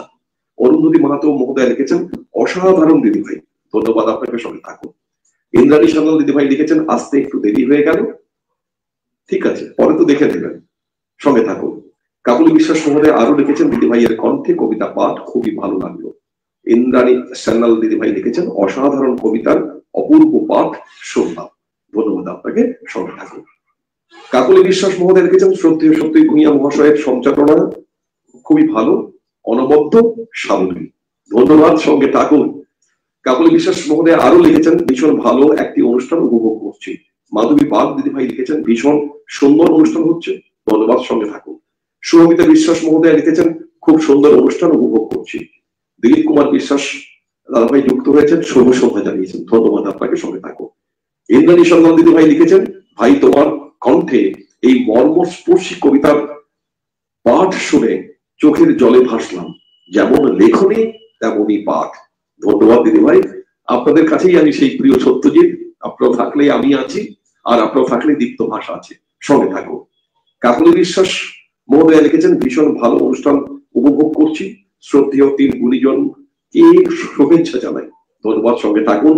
অনুশ্রী দাস, অনুশ্রী দাস প্রিয় বৌদি বলি, অনুশ্রী দাস আমার খুব পরিচিত জন, আত্মজনই বলি, একই জায়গার, এক সেই চণ্ডীপুর, সেই হাঁসছড়া যেখানে আমার কর্মজীবন। উনিও এক সমাজকর্মী, দায়িত্বশীল একজন স্বাস্থ্যকর্মী। উনি জানিয়েছেন ভীষণ সুন্দর ভালো অনুষ্ঠান অনুষ্ঠিত হচ্ছে। ধন্যবাদ, সঙ্গে থাকুন, অনুষ্ঠান উপভোগ করুন, উৎসাহিত করুন। শম্পা মুখার্জি জানিয়েছ অসাধারণ। ধন্যবাদ, সঙ্গে থাকো। আবু বক্কর সিদ্দিক, আমার প্রিয় আত্মজন ওপার বাংলার, যুক্ত হয়েছেন, অনেক দিন পর আপনাকে পেলাম। লিখেছেন সত্যজিৎ ভূঁইয়া, দাদার কণ্ঠে কবিতা আবৃত্তি খুব ভালো লাগলো। বরাবরই আপনি এমনটা বলেন। সঙ্গে থাকুন আরো কিছুটা সময়, আমরা আরো কিছুটা সময় কবিতা কথায় কবির সাথে থাকবো। কাকলি বিশ্বাস মহোদয় লিখেছেন, দাদার কবিতা লেখার শুরুর অভিজ্ঞতার কথা শুনলাম। হ্যাঁ, একদম। দাদাকে আমরা নতুন ভাবে চিনলাম, জানলাম, বুঝলাম। দাদাকে নিয়ে দাদা ওয়েট করছেন, কোন ক্রমে বেরিয়ে গেছিলেন।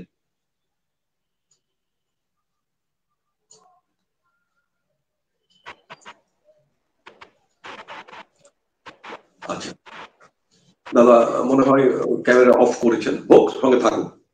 ইন্দ্রাণী সান্যাল দিদিভাই লিখেছেন, কবি মহোদয়ের আত্মকথা শুনতে পেয়ে ধন্য হলাম। তৎকালীন সমাজের কথা জানতে পারলাম। সুলেখা কালীর কথা মনে পড়ে গেল। হ্যাঁ, একদম সুলেখা কালীর কথা মনে পড়ে গেল।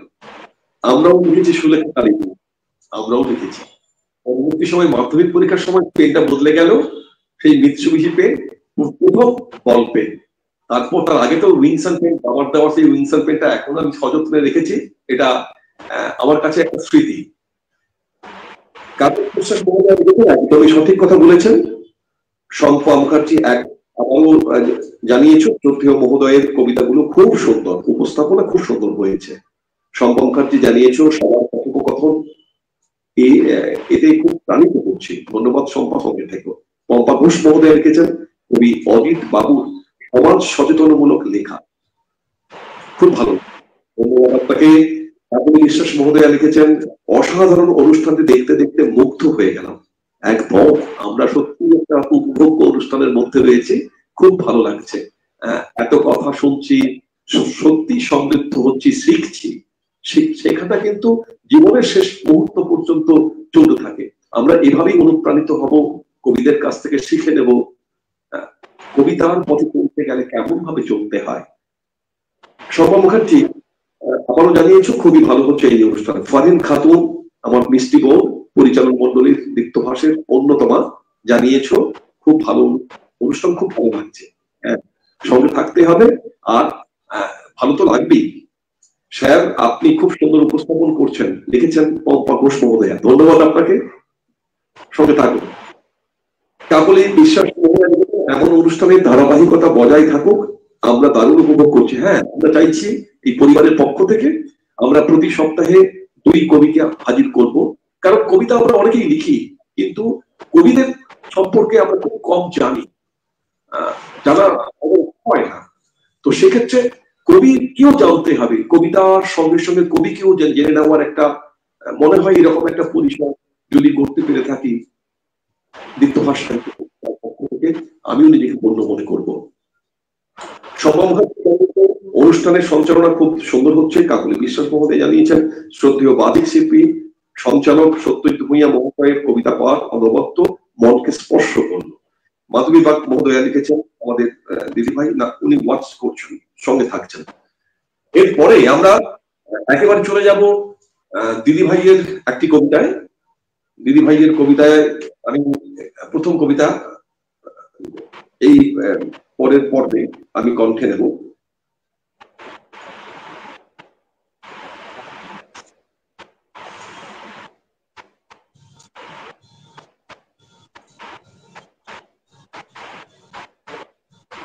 এই কবিতাতে কবি বকুল গাঙ্গুলি দিদিভাই একটু অন্য ধরনের একটা শানিতকরণ ব্যবহার করেছেন, আগমনী। কবিতা আগমনী।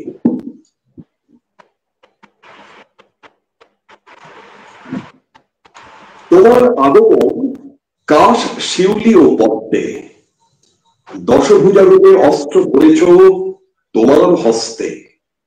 আকাশে বাতাসে আগমনের সুর ভাবছে, প্রতিটি ঘরে দুর্গারা আজ কাঁদছে, কাঁদছে, শুধু কাঁদছে।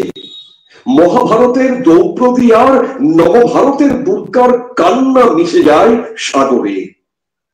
জেগে উঠুক দুর্গা, পুজো পাক পৃথিবীর প্রতিটি ঘরে ঘরে।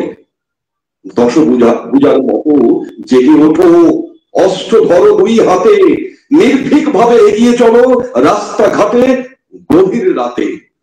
মা জগদম্বা হয়ে তুমি ওঠো, জেগে ওঠো নবভারতের দুর্গা, বিপদ হারিনি দুর্গা তুমি এই ভরা মাসে কি কর্ম। কবি কথায় আমরা অন্য ধরনের মাত্রা এই কবিতার মধ্যে খুঁজে পাই। আমরা পরের বিষয়ের কাছে যাব, যে সাহিত্য সমাজ সংস্কৃতি এক চিরকালীন বোধ। সাহিত্য দর্পণে ধরা পড়ে আমাদের গতির অভিমুখ। প্রয়োজনে পরিবর্তনের হাতিয়ারও হতে পারে এই সৃষ্টি, কৃষ্টি, শৌখিনতা। হাতিয়ার এই সাহিত্যই।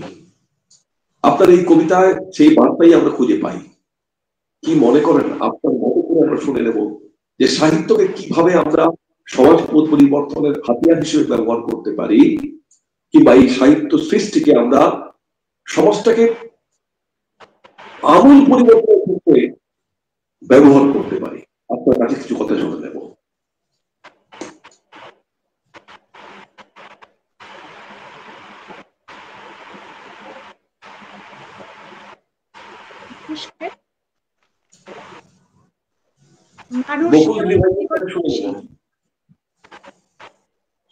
সাহিত্য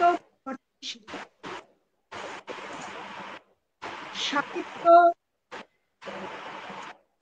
এমন একটা, আমার মনে হয় কোথাও একটা সমস্যা হচ্ছে।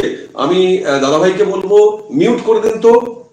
আমরা যারা কথা বলছি না আমরা একটু মিউট করে দেবো। আর যিনি কথা বলছেন, বকুল দিদি ভাই কথা বলছেন, উনি মিউটটা খোলা রাখবেন। কোথাও একটা আনওয়ান্টেড একটা নয়েজ আসছে। বন্ধুদের বলি, চলছে আমাদের কথায় কবিতায় কবির সাথে দীপ্তভাস সাহিত্য পত্রিকার পক্ষ থেকে এক অভিনব উদ্যোগ। এভাবেই আমরা কবিদের চিনতে চাই, বুঝতে চাই, কবির সান্নিধ্যে আসতে চাই। কবিতা কথায় কবির সাথে, সেখানে কবির আত্মজীবনের কিছু কথা, সৃষ্টির কিছু কথা আমরা কবিতার সাথে সাথে জেনে নেব কবির নিজের মুখ থেকে। এই অনুষ্ঠানে কোনো একদিন আমাদের পরিসরে যারা আছেন, লিখছি আমরা, তাকেও আমরা হাজির করব। এক অভিনব উদ্যোগ, সঙ্গে থাকুন আর এই উদ্যোগকে সফল করুন। আমরা এভাবেই হয়তো আত্মপ্রকাশের একটা দিক খুঁজে পেতে পারি। আমাদের কবিতা কথায় সেই সঙ্গে নিজের সম্পর্কিত কিছু কথা আমরা এই অনুষ্ঠানে হাজির করছি প্রতি শনিবার, এবং পরের শনিবার যিনি আসবেন তার কবিতা অবশ্যই করে আমি কণ্ঠে নেব রবিবার দিন কণ্ঠে কবির কবিতা ছয় এই অনুষ্ঠানে। সঙ্গে থাকুন, উৎসাহিত করুন, কমেন্ট করুন, লাইক করুন, আর ভালো লাগলে অবশ্যই শেয়ার করুন। আমরা শুনে নেব দিদি ভাইয়ের কাছে এই সাহিত্য সমাজ পরিবর্তনের হাতিয়ার কেমন করে হতে পারে, তিনি কি মনে করেন। আমরা মানুষ যেমন পরিবর্তনশীল, সাহিত্য পরিবর্তনশীল। সাহিত্যে সৃষ্টির প্রাচুর্য থাকে, বৈচিত্র্য থাকে, মানুষের মধ্যে সৃষ্টি থাকে, বৈচিত্র্য থাকে। কিছু সাহিত্যে আমরা দেখতে পাই মানুষের সামাজিক, রাজনৈতিক, অর্থনৈতিক পরিবর্তনগুলো কিভাবে উপস্থাপিত করা হয়েছে। একমাত্র সাহিত্যেই সম্ভব মানুষের আধুনিক জীবনযাত্রা, মানুষের প্রাগৈতিহাসিক জীবনযাত্রার তুলনামূলক আলোচনায় লিপিবদ্ধ করা। রবীন্দ্র যুগে 1923 থেকে 1930 সাল রবীন্দ্র যুগে যে পরিবর্তন করা হয়েছিল, কল্লোল যুগ বলে অচিন্ত্য কুমার সেনগুপ্ত এই নবযুগের হাওয়া পরিবর্তন করেছিলেন। ভেঙে খান খান হয়ে গেল রবীন্দ্র যুগ। তারপর 1950 থেকে প্রেমেন্দ্র মিত্র এলেন, নারায়ণ গঙ্গোপাধ্যায় নতুন বাতাবরণ নিয়ে। তাহলে এখানে আমরা একটা জিনিস উপলব্ধি করছি বা দেখতে পাচ্ছি যে রাবীন্দ্রিক যুগ, রবীন্দ্রনাথের যেসব কবিতা, নাটক, ছোট গল্প, উপন্যাস, সেই সমস্ত কিছুর ধারাকে পরিবর্তন করেছেন কিছু কবি সাহিত্যিক। এই পরিবর্তন, এই নিত্য নূতন পরিবর্তন হলো সাহিত্যের অন্যতম একটা দিক, আমার অন্তত মনে হয়েছে। 60-এর দশকে সুনীল গঙ্গোপাধ্যায়, শক্তি চট্টোপাধ্যায়, শঙ্খ ঘোষ এইভাবেই সাহিত্য বিবর্তন করে চলেছিলেন। ভেঙে খান খান হচ্ছে রবীন্দ্র যুগ। রবীন্দ্রনাথ তখনও বেঁচে ছিলেন 1923 থেকে 30 সাল পর্যন্ত। তিনি জীবিতকালেই দেখে গেছেন সাহিত্যের নতুন ধারা প্রবর্তিত হচ্ছে।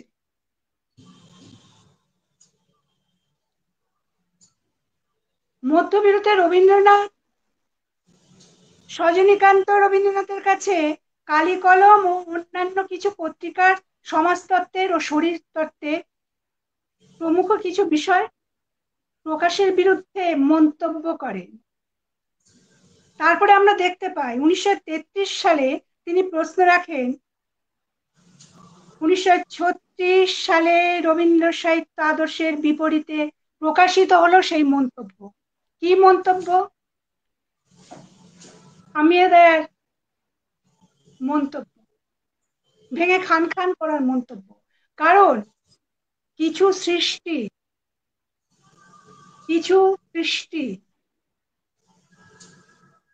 চিরায়িত হতে পারে না। পরিবর্তন না আসলে মানুষ উদ্বুদ্ধ হতে পারে না।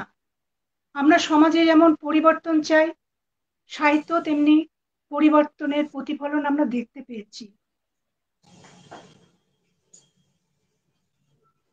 অচিন্ত্য সেনগুপ্ত একটা কবিতার মাধ্যমে লিখতে থাকে, সম্মুখে থাকুন বসে পথ রুধি রবীন্দ্র ঠাকুর। এই দুটো লাইনের মধ্যেই বোঝা যায় কিভাবে অচিন্ত্য কুমার সেনগুপ্ত রবীন্দ্রনাথ ঠাকুরকে রুখে দিয়েছে। চিরাচরিত চিরায়িত সেই রাবীন্দ্রিক ভাবনা, রাবীন্দ্রিক ছন্দ আমাদের ভিতর থেকে আস্তে আস্তে আস্তে আস্তে উৎপাটিত হতে চলল। এই হলো সাহিত্যের বিবর্তন, সাহিত্যের পরিবর্তন। এইভাবেই আমরা সাহিত্য, সৃষ্টি, কাব্য যে কোনো বিষয়ে পরিবর্তন পরিলক্ষিত করতে পারি। পরিবর্তন তো সবসময় আমাদের মধ্যেও থাকে। কিছু সমাজের পরিবর্তন আমরা চাই। যে বিভৎস দুঃসহ অবস্থায় এখন আমরা দাঁড়িয়ে আছি, এর তো পরিবর্তন আমরা চাই। তেমনি সাহিত্যে পরিবর্তন এসেছে। বিশিষ্ট বিশিষ্ট সাহিত্যিক উত্তরসূরিদের সেই চিন্তাধারা ভেঙে চুরমার করে নতুন দিক পরিবর্তন করেছে। দিদির এই অপূর্ব বিশ্লেষণ, এবং সত্যি কথা দিদি এটা নিয়ে অনেক ভেবেছেন এবং এভাবেই সাজিয়ে গুছিয়ে সেই জন্যই আমাদের সামনে তুলে ধরতে পারছেন। দিদি সত্যি এটা নিয়ে ভেবেছেন এবং আমাদের ভাবিয়ে দিচ্ছেন। সাহিত্য এভাবেই পথ চলার শক্তি হয়ে উঠুক, সাহিত্য এভাবেই আমাদের পথের দিশা হয়ে উঠুক। এরপরে একেবারে সরাসরি চলে যাব কবি অজিত কুমার দে, আজকের সম্মাননীয় আমন্ত্রিত কবি, বর্ষিয়ান কবি, লাল মাটির কবি, লাল মাটির প্রেমের কবি অজিত কুমার দে। আমি মুগ্ধ, তোমার জন্য কলম ধরেছি, লিখছে কবিতা খাতার পাতায়। তোমার জন্য কলম ধরেছি, লিখছি কবিতা খাতার পাতায়। তোমার জন্য শিকল ছেড়েছি আমার দুটি পায়। বাঁধন ছেড়ে মুক্ত আমি, তবে অবহেলা সইতে পারি না। খোলা আকাশে মন উড়িয়েছি, উড়ে বেড়ায় নীল আকাশের পায়। সূর্য ওঠা ভোরে তোমাকে দেখবো বলে সমুদ্র স্নানে যাই। তোমার জন্য গান বেঁধেছি, বাঁশিতে তুলেছি সুর। তুমি আসবে বলে তোমার জন্য পাহাড় কেটেছি, গড়েছি চলার পথ। মালা গেঁথে পরাবো বলে ফুলের বাগান করেছি। আমি তোমারই জন্যে, আমি তোমারই জন্যে কলম ধরেছি, নীল কালিতে ভরিয়েছি সাদা খাতার পাতা। তোমার জন্য ঘর ছেড়েছি, ছেড়েছি সুখের আশা। পাগলের মতো ঘুরে মরছি রাঙামাটির পথ প্রান্তরে।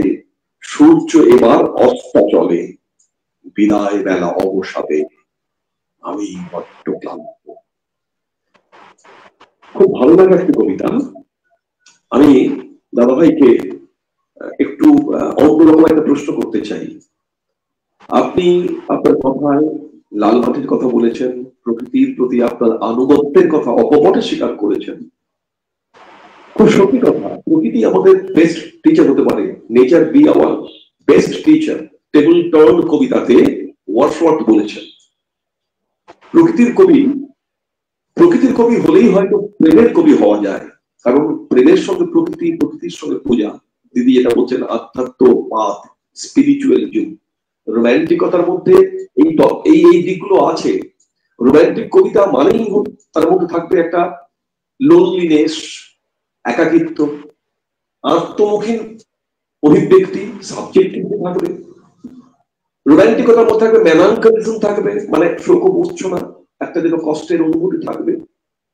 এভাবে প্রায় আমরা যখন পড়াশোনা করতাম প্রায় 10-12টা পয়েন্ট আমাদেরকে এলিভেট করতে হতো। রোম্যান্টিক বা রোম্যান্টিসিজম বা রোম্যান্টিক্স এর কি কি বৈশিষ্ট্যগুলো আছে। তো আমি দাদাভাইয়ের কাছে জানতে চাইবো, নতুন প্রজন্মের যারা কবিতা লিখছেন, যারা উঠে আসছেন, আপনারা বর্ষিয়ান কবিতার পথযাত্রী হিসেবে অনেকটা দীর্ঘ সফর আপনারা কাটিয়েছেন বহু দিদি ভাইও। আপনার কাছ থেকে একেবারে দিদি ভাইয়ের কাছে চলে যাব। আগে আপনার কাছে জানতে চাইব, আধুনিক প্রজন্মের কবিদের যারা উঠতি, আমাদের মতো যারা, আমাদের কি পরামর্শ দেবেন আপনি? সান্ধ্যকালীন, অভিনন্দন, দীপ্তবাস সাহিত্য পত্রিকার অগণিত সদস্য এবং সম্পাদক সত্যজিৎ ভূঁইয়া, সভাপতি দুর্গা ভূঁইয়া এবং সাংগঠনিক পরিচালক দীপালি মণ্ডল এবং আমার খুব স্নেহের অরুন্ধতী মাহাতো এবং আরো অনেক গুণী কবি বন্ধুগণ,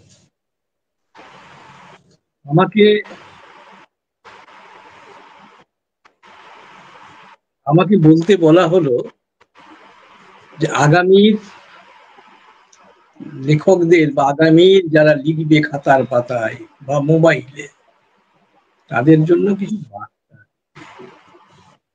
আমি এখানে আমার একটা কবিতা দিয়ে তার মধ্যে আমি কিছু কথা জানিয়ে দিতে চাই। বর্তমানে আমাদের যে আগামীর যে সাহিত্যের যে ভবিষ্যৎ, সেই সাহিত্যের ভবিষ্যতের যারা হাতিয়ার বর্তমান প্রজন্মের বা আগামী প্রজন্মের, যারা কলম নিয়ে মাঠে ঘাটে জনতার ভিড়ে যারা ছুটে দৌড়াবে, লিখবে খাতার পাতায়, অজস্র শব্দের ছুটোছুটি লুটোপুটি খাবে শব্দরা, তাদের উদ্দেশ্যে হয়তো কিছু কথা পেয়ে যাবে এই কবিতাটার মাধ্যমে। কবিতার এই মাত্র বইটা পেলাম, এই মাত্র বরানগর দর্পণ যে প্রকাশনা আছে ওদের কাছে এই বইটা পাঠিয়েছিলাম।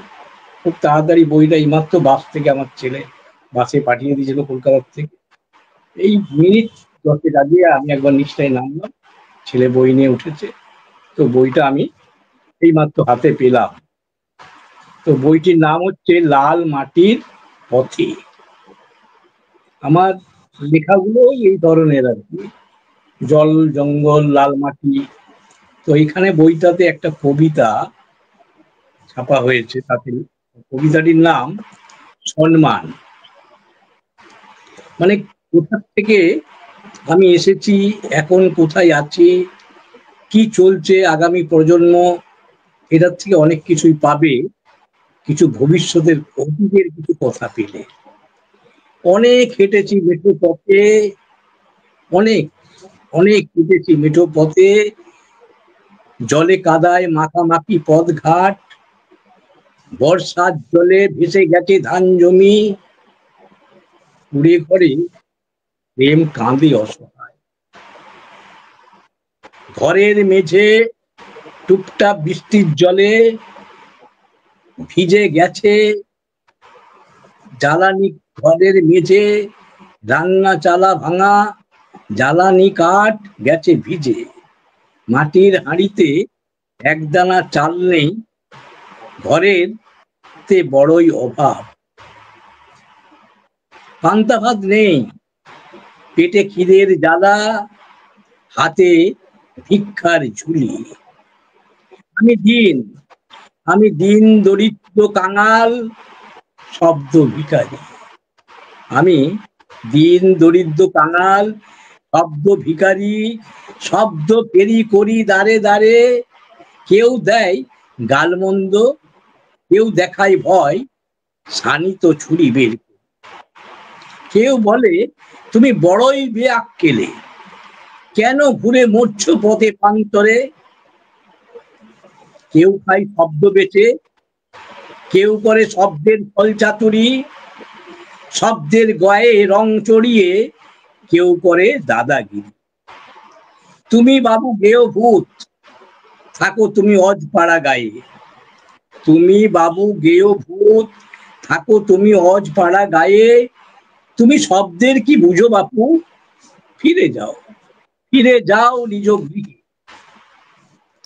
তোমার ঘরেতে ভাতের অভাব, চাল চুনো নেই, গোত্রহীন তুমি, বাবুদের দ্বারে তুমি ভিখারি। তোমার ঘরেতে ভাতের অভাব, চাল চুনো নেই, গোত্রহীন তুমি, বাবুদের দ্বারে তুমি ভিখারি। তোমার গেয় শব্দ বড্ড একঘেয়ে, প্যান প্যান ঘ্যান ঘ্যান করে সারাক্ষণ, ওসব তোমার ঝোলায় রাখো। কেটে পড়ো বাবু, কেটে পড়ো বাবুদের শব্দের আড্ডা থেকে। মলিন বসনে তুমি শব্দ করছো ফেরি, কেউ দেবে না তোমার শব্দের মান, সবাই করবে খবরদারি। ফিরে যাও তোমার জঙ্গলের ভাঙা কুড়ে ঘরে, যদি পারো সেজে গুজে রঙিন মড়কে শব্দ সাজিয়ে ফেরি করো। শব্দে নাই বা থাকলো শালীনতা, নাই বা থাকলো প্রেমের রূপকথা, শব্দে নাই বা থাকলো প্রেম ভালোবাসা, যদি থাকে, যদি থাকে রঙিন মোড়কে আজগুবি কথা, তুমি দাম পাবে, তুমি দাম পাবে, পাবে মান, বাবুদের আড্ডায় পাবে তুমি সম্মান। তো আমি আমার কথাটাতে আশা করি অনেকখানি বলে দিতে পেরেছি যে বর্তমান প্রজন্মে লেখকরা যেভাবে কলম লিখছে, তারা কি লিখছে সেটাও বলে দিয়েছি এইখানটাতে, যে আমাকে বলছে ফিরে যাও তোমার জঙ্গলের ভাঙা কুড়ে ঘরে, যদি পারো সিজে গুজে রঙিন মোড়কে শব্দ সাজিয়ে ফেরি করো। শব্দে নাই বা থাকলো শালীনতা, নাই বা থাকলো প্রেমের রূপকথা, শব্দে নাই বা থাকলো প্রেম ভালোবাসা, যদি থাকে রঙিন মোড়কে আজগুবি কথা, তুমি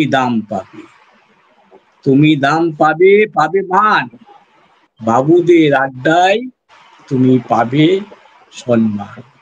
তো আমি বর্তমান প্রজন্মের কবি লেখক বন্ধুদের কাছে এটাই বলবো, নবীন প্রজন্মের কাছে এটাই বারে বারে বলবো, যে এখন মানুষের বা পাঠকদের মানে রুচিটা পাল্টে গেছে। পাঠকদের সাহিত্যের প্রতি ঝোঁক কিছুটা কমেছে, একবারে শেষ হয়ে যায়নি। সাহিত্যের আঙিনা থেকে সমাজ সরে যায়নি, কারণ কবিতা একটা মানে একটা কবিতা পড়ে বা একটা কবিতার থেকে একটা 1000 পাতার উপন্যাস হতে পারে।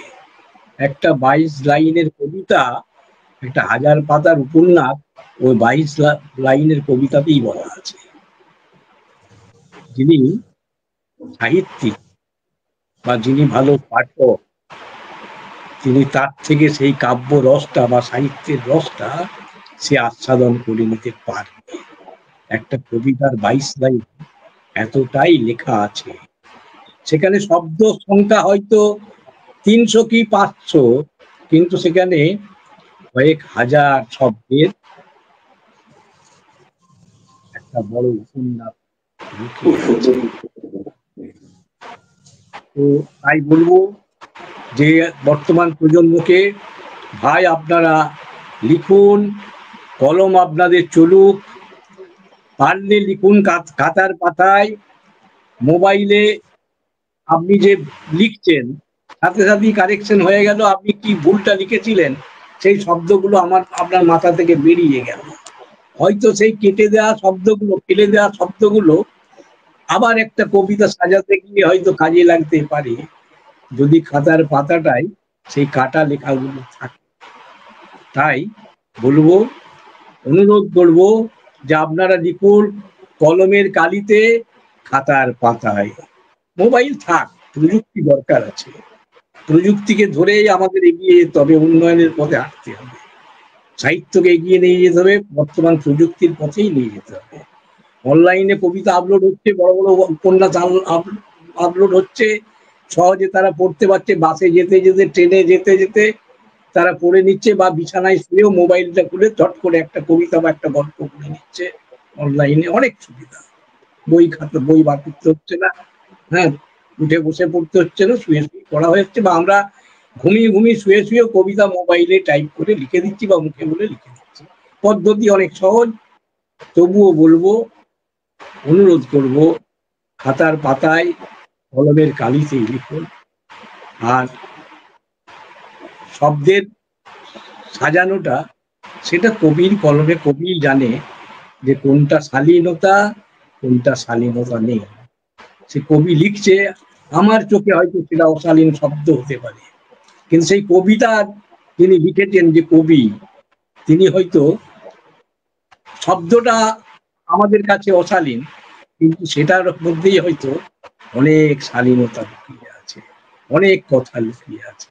তাই বিচার্য বিষয়টা সেই কবিদের কাছেই ছেড়ে দিলাম, তাদের হাতেই ছেড়ে রাখলাম। তাদের কবিতাও আমি পড়ি।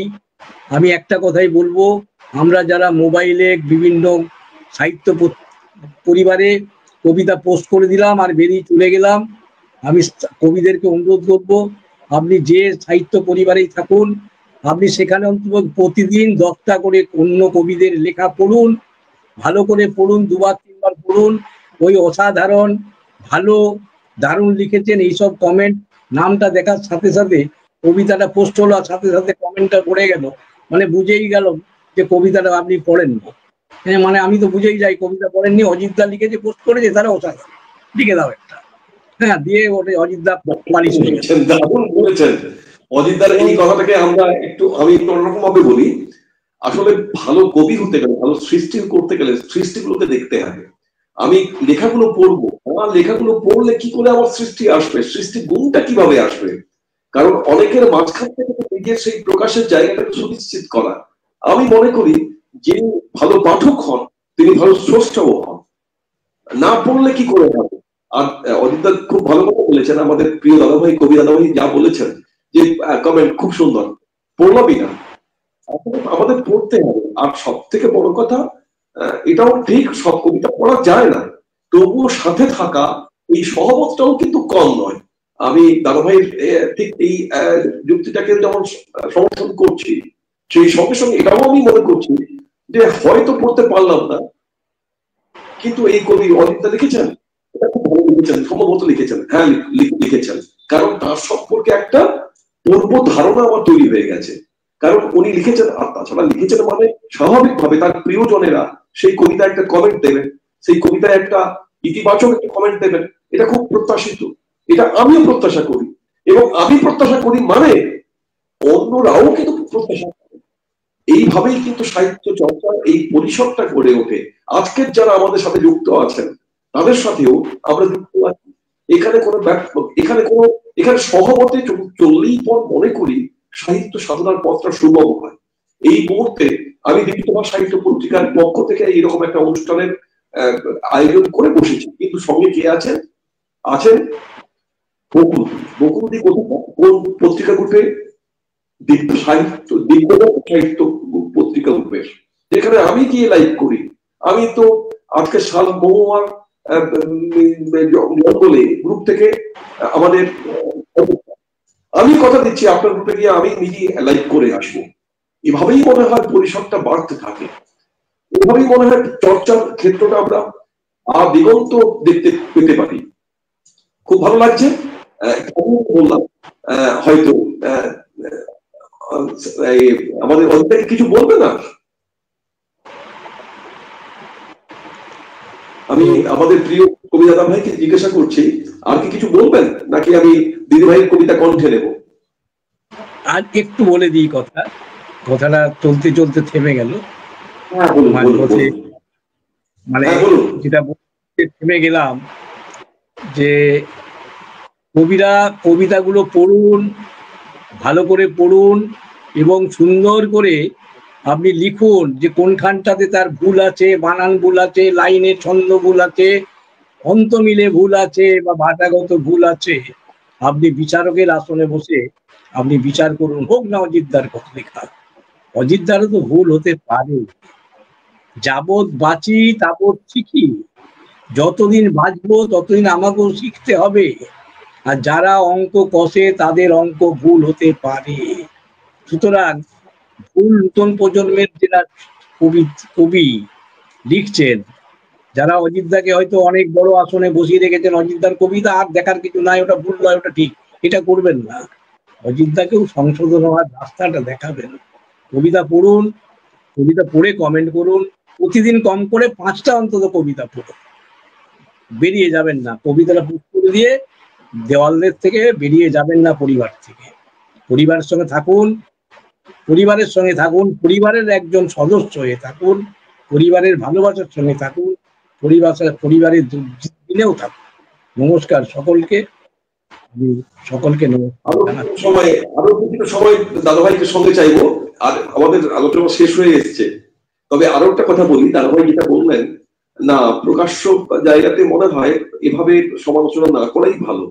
কারণ সাহিত্য পত্রিকা সঞ্চালনা একটা দায়িত্ব নির্বাহী হিসেবে চালিয়ে নিয়ে যাওয়ার ক্ষেত্রে আমি মনে করি সরাসরি না করে আমাদের পদ্ধতি আছে আমাদের ইনবক্স আছে, সেখানে অবশ্যই আমাকে তো অনেকেই করেন, আর আমার বানান ভুল প্রচুর হয়, কারণ আমি অজিতা যেটা বলছিলেন, আমি কিন্তু কোনো নির্জন জায়গায় বসে কবিতা লিখি না, আমি চলন্ত পাশে বসতে বসে লিখি। একটা সময় ছিল যখন আমি ঘরের মধ্যে একটা কোনো জায়গায় আটকা থেকে কবিতা লিখেছি, কিন্তু এখন সেই সময়টা আর পাই না, খুব ব্যস্ত থাকি, কোথাও বসে আছি, সেই মুহূর্তে ছড়া কাটছি।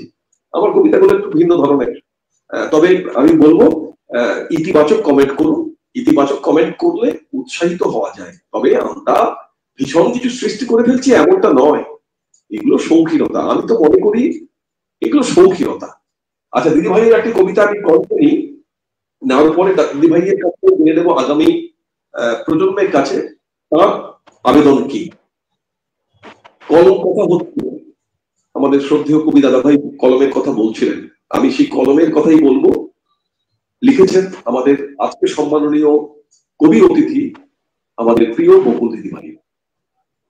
কলম আমার কথা বলুক, আমার কলমে এগিয়ে চলুক, বলুক সে মানুষের হৃদয়ের ব্যথা, বলুক এবার এগিয়ে চলার কথা। কলম আমার, চলো এবার অশ্বমেধের ঘোড়ার গতিতে, কেউ যেন তারে না পারে রুধিতে। আমার কলম নিয়ে আসুক ভূমিকম্প, কলম আমার বয়ে আনুক সুনামি, আমার কলম বয়ে আনুক ভয়াবহ টর্নেডো, আমার কলম নিয়ে আসুক 1876 দুর্ভিক্ষ। কলম আমার ছনাত ছনাত তরবারি, কলমের কাছে কখনো চলে না কোনো গাজোয়ারি। যে হাতে তুমি তুলে নিয়েছি, যে হাতে আমি তুলে নিয়েছি কলম, সেই হাতে তুলবো না তরবারি। তরবারির চেয়ে কলম আমার কাছে অনেক বেশি ভারী।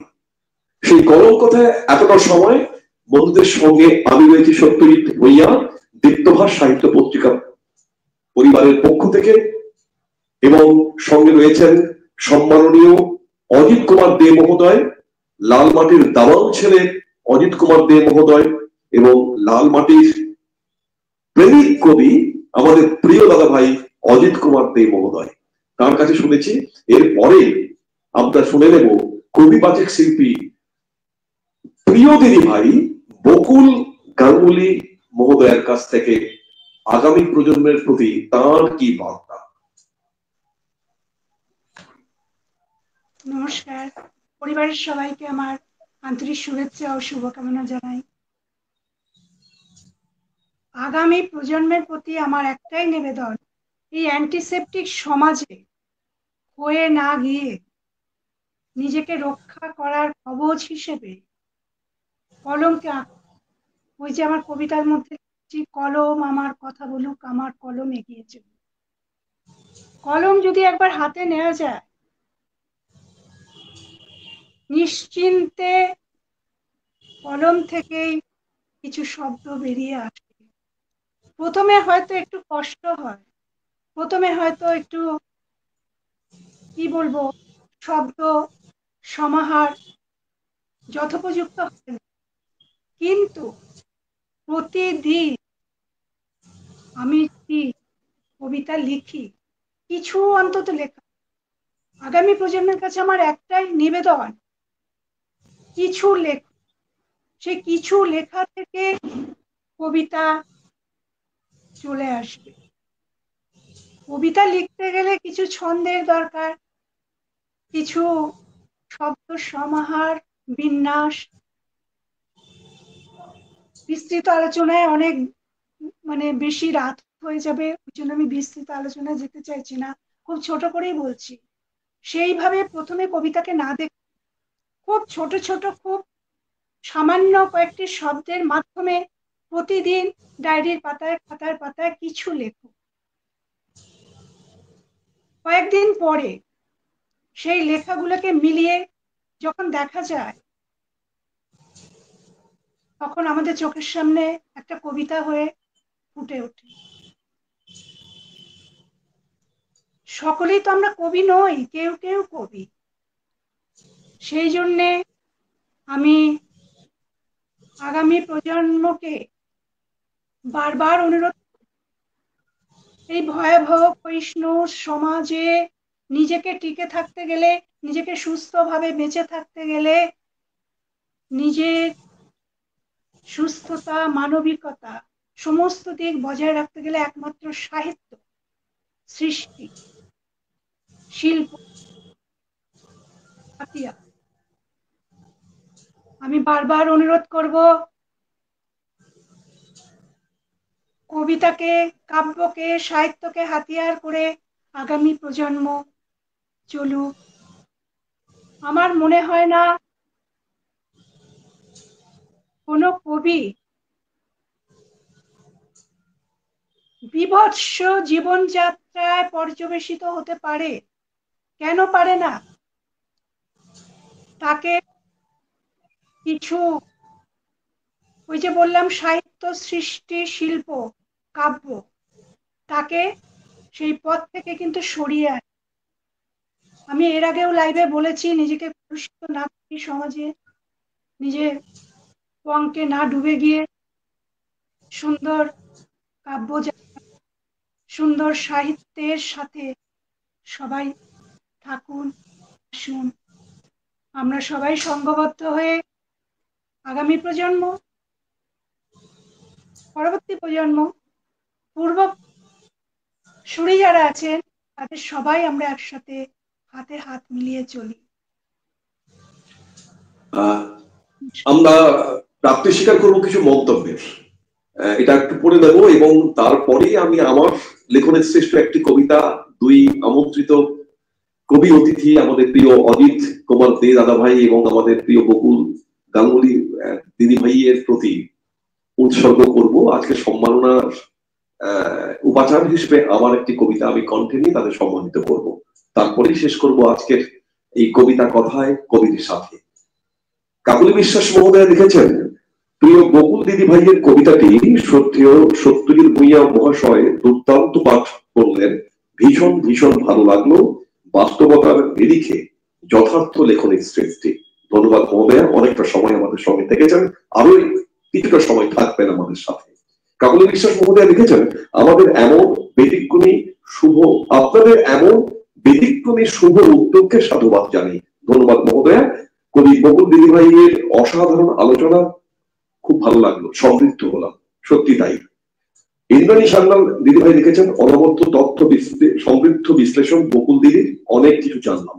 ধন্যবাদ। আর সত্যি দিদিভাই অনেক বিশ্লেষণ করলেন, অপূর্ব বিশ্লেষণ করলেন, মনোগ্রাহী বিশ্লেষণ করলেন। ফারহিন খাতুন লিখেছ, দারুণ বর্ণনা করেছেন দিদিভাই। হ্যাঁ, ঠিক তাই। কাকুলি বিশ্বাস মহোদয় লিখেছেন, শ্রদ্ধেয় প্রিয় বাচিক শিল্পী সম্পাদক সত্যজিৎ ভূঁইয়া মহাশয়ের কণ্ঠে অসাধারণ কবিতা পাঠ বরাবরই অনবদ্য, আলাদা মাত্রা রাখে, খুবই ভালো লাগলো। ধন্যবাদ মহোদয়া।